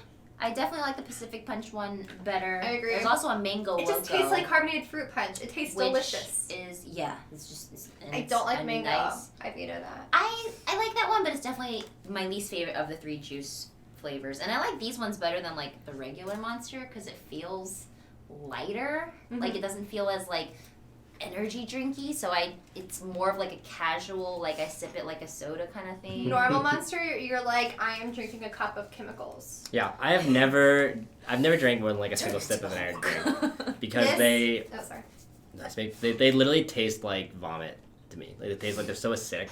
Yeah, It actually tastes energy like drinks. vomit. Yeah, it tastes like bile. Yeah. I haven't tried like the flavored ones, but like Monster and especially fucking Red Bull. Red Bull like both smells and tastes like vomit. Red Bull's like, this is energy in liquid form. Yeah, it's so gross. This tastes like a carbonated juice with a small energy kick to it. Yeah. Okay, that sounds doable. Monster also has a Mule, which is like literally ginger beer flavored. Oh, like Is Moscow it like Mule. alcohol? No, but you like, could alcohol in. but you could add Yeah, that's alcohol true. to it, and An it's enterprising like, individual. literally, yeah, I'm like literally just add some vodka and you're good to Yeah, go. you don't name, that's no coincidence. You don't name your energy drink after an alcoholic drink and then be like, yeah, this isn't for mixing. I have drank full Four Locos. I Okay. remember How are OG you for alive? Locos. Fuck those guys. Fuck Those were energy drinks, and they Fuck were OG for Locos. disgusting. They were so bad. Yeah, but they did keep you awake while you were drunk. It tasted so like it did work. gasoline. Yeah, it's just so bad. It just kept you from having to do coke after being wasted. Essentially, that's what I mean. That's essentially what it felt like. It feels like where everyone does coke when they party for the same exact reasons, like why Four Loko existed. And I'm pretty sure Four Loko was worse for you than cocaine, though. Yeah, Really? didn't Oh, they no. actually It's like? so bad. Didn't they take out the part of it that's They're like? not allowed to make them anymore. Yeah. Well, no, they still make Four illegal. Locos. They Yeah. just took out a certain ingredient. They took out that the energy made it- drink stuff. Okay, Yeah, essentially. Now it's so just fucks really with shitty alcohol. I'm like, at least make it taste good. We used to drink Four Locos all the time. There was like a minute there. You? Yeah, in like high school, I think. High school, how old are you? 26. Well, OG Four Loko was okay, well, high school for us. For yeah. Loco came out when It's I like was the beginning. 18. Yeah. Yeah, you so it were came out when we were like 16. So I think Right. right when we were in high school, they were like getting on the scene. That it was Yeah, like it's high like- school parties, right? Yeah. I was at prime age of freshman year of college, baby. I was like, how old? Like, I had to think about that. You were like 20? Yeah, I guess I was like 20. Wait, how old are you right now? You're 29? I'm 29. Oh, no, you were 19. Yeah. You were 19. I was a teen. Yeah, You're they were only high 1 year school older parties. than I me. think by the time Yeah, we were in college, I they sometimes weren't I think you're 2 allowed years to younger I was have than an me. Yeah. adult teen. Mackenzie's the one who's 2 years younger than me. I honestly and don't 3 years really younger know than how you. old Mackenzie is. I Sorry, Mackenzie, I love you. Okay, so the only reason why I know how old Mackenzie is, I know this is so unrelated to your conversation. I'm so sorry. Side combo with Sarah. Sidebar. Sidebar is because when me, her, and Nate would hang out, I would make a joke how like we were each year of high school. Mackenzie's freshman, Nate was sophomore, I was a junior, and Neil was a senior. Okay. That's how I remembered everyone's age. Mm. Was by doing that because we all graduated high school Well, that's an a easy different reference. year. So I have that reference to go off of. Like Nate's 1 year younger than me, and then Mackenzie's 2 years younger than me, and Neil is 1 year older than me. Yeah. So because you're 09. Yes. I don't know why I'm able to remember people's. I think that's hilarious because I do the same thing too. I'm yeah, just like, I remember ages based off of what year you what year graduated did you graduate high school? And then that's when I do my math in the head. I'm Like, like, okay. it's not like what year were you born, it's what year did you graduate Yeah, high school. I can't do the math if I know what year you're born. I have to know what year you graduated high school. So I think it's because it's like 08, 09, 10. yeah, it's 11. because they're easier numbers. It's easier numbers Okay. to Like it's like I was born in 1991 versus what year were and I'm you like born, 92, and then it's like I gotta like 86, like 7, 8. Sorry, back to you guys. Yeah, We don't remember what we were talking this is about what anyways. the Punch Bowl is for. Yeah, is it's just like moments random that. sidebar, the TV show. So what year did you guys graduate high school? Oh, let me 11. guess. Was it 2011? It was 11. Wait, it was 2011. Yeah. Not 2012. I No. graduated 10. So you're. I moved up a year. When's your birthday? August. Oh yeah, 29th. he's a baby. Nice. So Exactly. you skipped a year. Yeah. Okay, so I'm just- really, the age of succession right now is Sarah, me, Colt, and Sam. Yes. Got I'm it. always the. I'm still always the. Yeah, You're youngest. always the good youngest. Unless Bailey's here. Fuck Bailey. Really, that's killing. It's funny. Growing up, I was always like, in college, I was always like the baby of my friend group, and now that's not the case at all. Well, I mean, I that's... feel like I'm about at the tipping point where it's gonna start changing. What do you mean? Where I'm not gonna be the youngest anymore. Fuck Bailey's now trending. You're still the youngest in this Fuck office. Bailey's now trending. What's going to change? You're the youngest in this office? I don't know. We You're can hire the- someone who's younger. It's not unthinkable. There will always Do you be not like someone being the baby? younger than you. Just I don't like know. how there's a song I really like. Not by in that Ben one guy in Folds. Children of Men. Yeah. Yeah. But there's this one song I really like by Ben Folds called There's Always Someone Cooler Than You. Like, no matter what the fuck you do, no matter how hard you try, there's always going to be someone out there who's just so much fucking cooler than you are, and you've got to stop caring about And it. Kanye West But is no really one is mad more about viewer it. than you. That's not part of the song.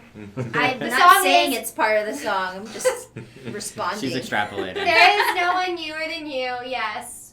But, I think that's like, Dr. Seuss, as someone, actually. I'm always someone who, like, I'm very much a victim of comparing myself to people online, being like, Get fuck, off social you're media, cooler but than that's me. also a lot of what you guys do, so I know you can't. I can't But do it's that. really bad for you. But I I know. understand. It can be bad, but it also has positive sides It does. to it. Yeah. It's a double-edged sword. Yeah, it's a double-edged sword.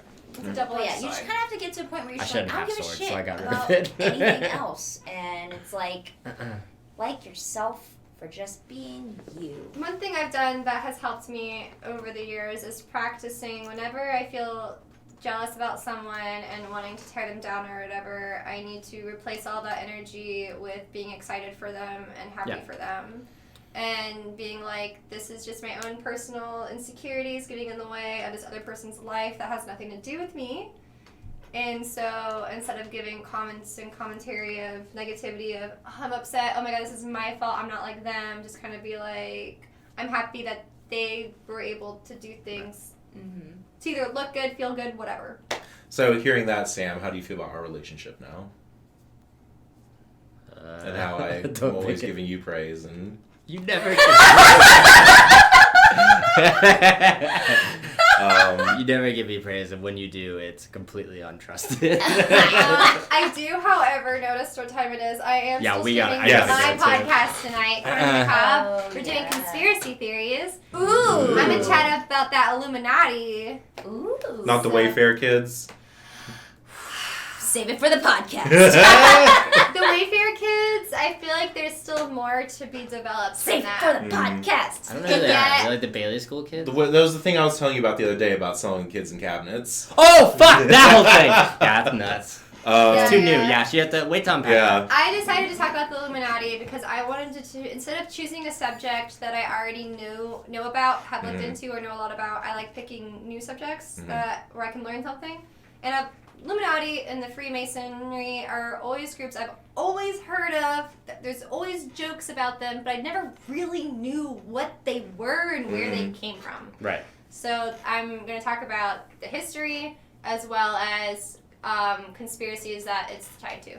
I'd listen to that because I don't know those things, and I've always wanted them to. Freemasons I know a little more about, but Illuminati I don't know anything. Yeah, well, Illuminati stemmed from Freemason, actually. Okay, Someone so that- who was in the Freemasons started the Illuminati. Got it. So Freemasons is a much older organization, and they're less secretive. Got it. Plug in. Oh, Corner plug of the it. Cob. Yeah. Put on the Plug cover. it. They got some sweet merch now. We got some sweet Stand up. I think it's merch. covered by your name tag. Okay, sorry. Boom. This Boom. is our shirt. We have crop tops as well. They're a little Ugh. back ordered. Don't you I'll get my me crop because of my top. stupid hair. It's, Oh. it's great. I was like, I'm don't you sorry. my I shirt. need a haircut We so also bad. got these cool face mask scarves. They're really like dust masks more than face masks that Oh. say "Keep it creepy." They're like the neck scarf you pull up at like Burning Man. Very good. But they're cute. So yeah, absolutely. If you want a shirt, check it out on our website. What time's the show going live tonight? We're aiming for 9, Aiming for 9 o'clock? but we always run late. Well, that's where you can find Katie Atkins, as well as Instagram, Twitter, etc. Your handle, TheTigerWizard. The Tiger Wizard. Is that still how it sounds? And on every platform. Make it easy. Sarah, tell us about yourself. I am Saaarrj.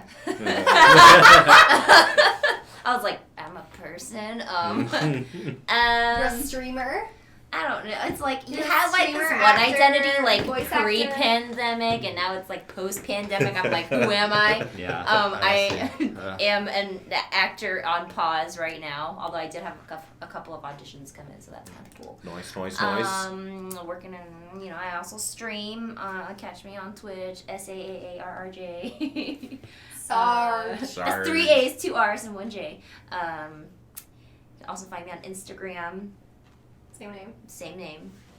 And, yeah, I don't know. I play games and do some nerd stuff sometimes, I guess. I don't know. Saaarrj streams a lot.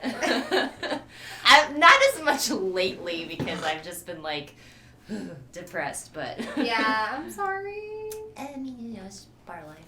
It is a part of life. I feel that for sure. I did want to actually ask you while you're here. Remember that show you were on where you played a teenage murderer? Oh, yeah! Yeah, Saaarrj was in this really cool reenactment show where she played this girl who murders her parents.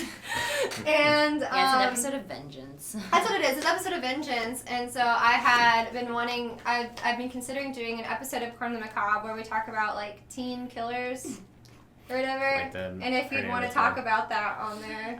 Sure. Or Yeah, talk about that was case because there's a real thing that happened. Yeah. I bought the ebook and everything just to do some research on my character. Not that I had much to do or anything, but it was an interesting story. And I was like, wow, totally get why she would do this. Not that you should murder your parents, but Was she like a total tiger mom? Like... yes. I was like, Ew. damn. I mean, I wouldn't kill my parents, but I get it. I mean- sympathize. Cancer took one of them already, but I was like, I get it. Well, you have to be able to sympathize with your character on some level in order to play them. No. It's just a bit like, you can't. Yeah. I totally do. All right. Well, thank you guys so much for joining us. It's wonderful to have you too. I always really like these. I know. These They're ones, really especially fun. the ones that Katie showed up on. They've been really good ones. Sorry, Sarah, I you know should have I just gotten don't here make earlier. I know. I had to finish a homework assignment for Yeah. class, and She's Wow. clear. then I had to She's get good. dog food for my dog. Oh, Hungry. you didn't bring that up. So Yeah, cool. Well, that was I was like, I need to do this. I can't just not feed her. True. All right, guys. Tomorrow I'm planning, because we've got some stuff going on here in the office at the meeting and stuff like that. I'm planning to just kind of do some reruns tomorrow with maybe some Dice Lords, maybe some Rivals, maybe something else. Just run some reruns. Dice Lords. My cat's in it. The cats and Dice Lords. Both That's where my I first cats met you. are in. We That's didn't, how I met actually you. talk. That was We were just in your that house. Dice Lords was an interesting experience for me, but we're not going to go into that. But what's great is my cats are in it. Cheese. They're prominently featured in it. They are. Yeah. Well, okay, so Calcifer isn't featured in it. I forgot. That was filmed before I adopted him. Cheese is in it, and a cat that looks like Calcifer, that was my roommate's cat, Berserker, is in it. He's the one that's in the house. And then my cat Cheese is the one in the car. Got it. Because we picked Cheese to do it because he's really good about being in people's arms and in the car, whereas Berserker not good about being in cars or in people's arms. So, yeah, Cheese is Big debut. big debut. Nice. He was still a baby cat. Aw. He was still small. And then what else is going on for Sunday we'll have D4 as per the usual. Dustin and Devin will be back this Sunday in their regular DMing spots. Ooh, Laughing claims to run back Rivals, you cowards. Well, you know what? Challenge accepted, Laughing. We'll run back Rivals. Rivals What about- features me, not my cat. Do they think I had blue hair. you did? I did. I've never watched And that. I had- that's oh, the it's best way okay. to learn leads. I had blue hair and glasses because I used to have glasses before I had LASIK. And the blue hair is totally real until the very last episode because my agent made me dye my hair back brown for a role I was cast in. And we still had to do this final scene. And, literally, it's, earlier in the day, I have my blue hair I've dyed. And then it's, And you have, a painfully wig. terrible extensions. Oh, no. And I'm, wearing a hat to, cover. Oh, my God. And it was, it went from, my faded, I clearly showered, this is blue dyed hair to like bright blue, not faded extensions. Oh This my is God. your the original Henry Cavill mustache. Yeah, actually, it's only for like 2 scenes though, as my hair, the extensions. But it was still. I just remember Sammy was like, "Katie, why?" And I'm like, "It's not my fault. It's not my fault." Not your fault. Go back and post and just desaturate that blue. Desaturate the blue Torn, part. yeah. Now it's a fun Easter egg that you guys just got some like. That's true. You have Yeah. to do that. commentary look on. for my janky hair. Yeah. What do we have anything on Friday this week? Do you have on Friday this week? Not right at this moment, but we might throw a little curveball at you guys on Friday. We'll see. Yeah, I'm not editing my movie anymore, so I have. I want to do Pikmin, but I want to test Pikmin before we The play game. it, just because with like the Wii controls, I feel like it might be strange in this environment because you have to like actually point at shit and stuff. I don't know. We might have to do some tests. But I do want to watch you. You need to keep playing more Pikmin because it entertains me. Is what we're getting at. Pikmin's upsetting. Pikmin is upsetting. There's too many tiny little cute, Yeah, adorable that's your creatures. Nintendo game. You played Pikmin. That's my one Nintendo game. Yeah. Pikmin is just the best. All right, everyone. Thank you all so much. Sarah, Katie, thank you again. We'll see Thank you. you. We'll see you guys Glad to be next here. time. Sounds good. And yeah, Bye. bye. We will rate someone laughing just because no, he's about to. About to go All right, off on you. see y'all.